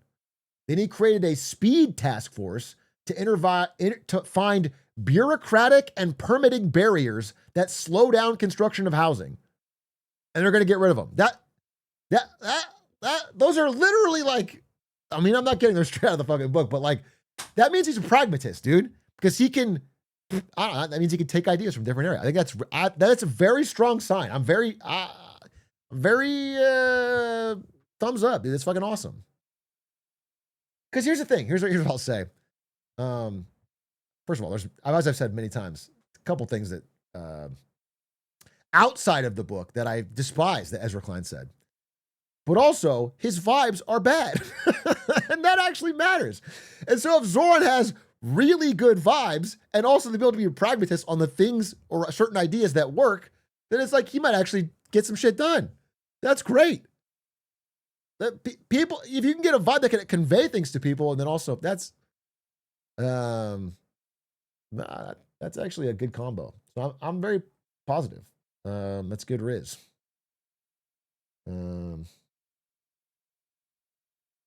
Zoran interview win? Dude, I think he's straight up too famous now and only does New York stuff. I don't know if I should say this. We had a Zoran interview. Like, right after Lemonade Stand started, he was still something we were going to, like, it was about to happen.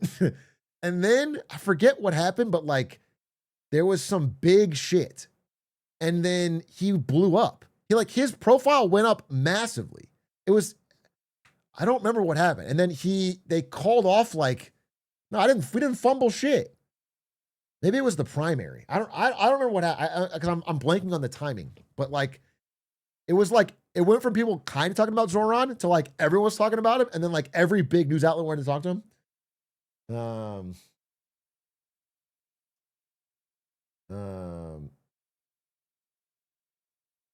We could definitely try again. But I doubt. I think since then he's done only like the most massive outlets and New York stuff.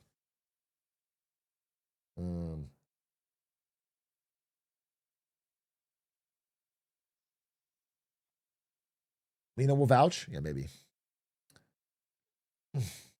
Plus, Aiden, well, we were in a call with him, and Aiden goes, so when do I get to talk about Sharia law? Like, when are you going to implement that? Are you going to do 9/11 again? And then he wasn't feeling the vibe anymore. It was a bad vibe. Aiden kind of pushed him away, I think. And I was like,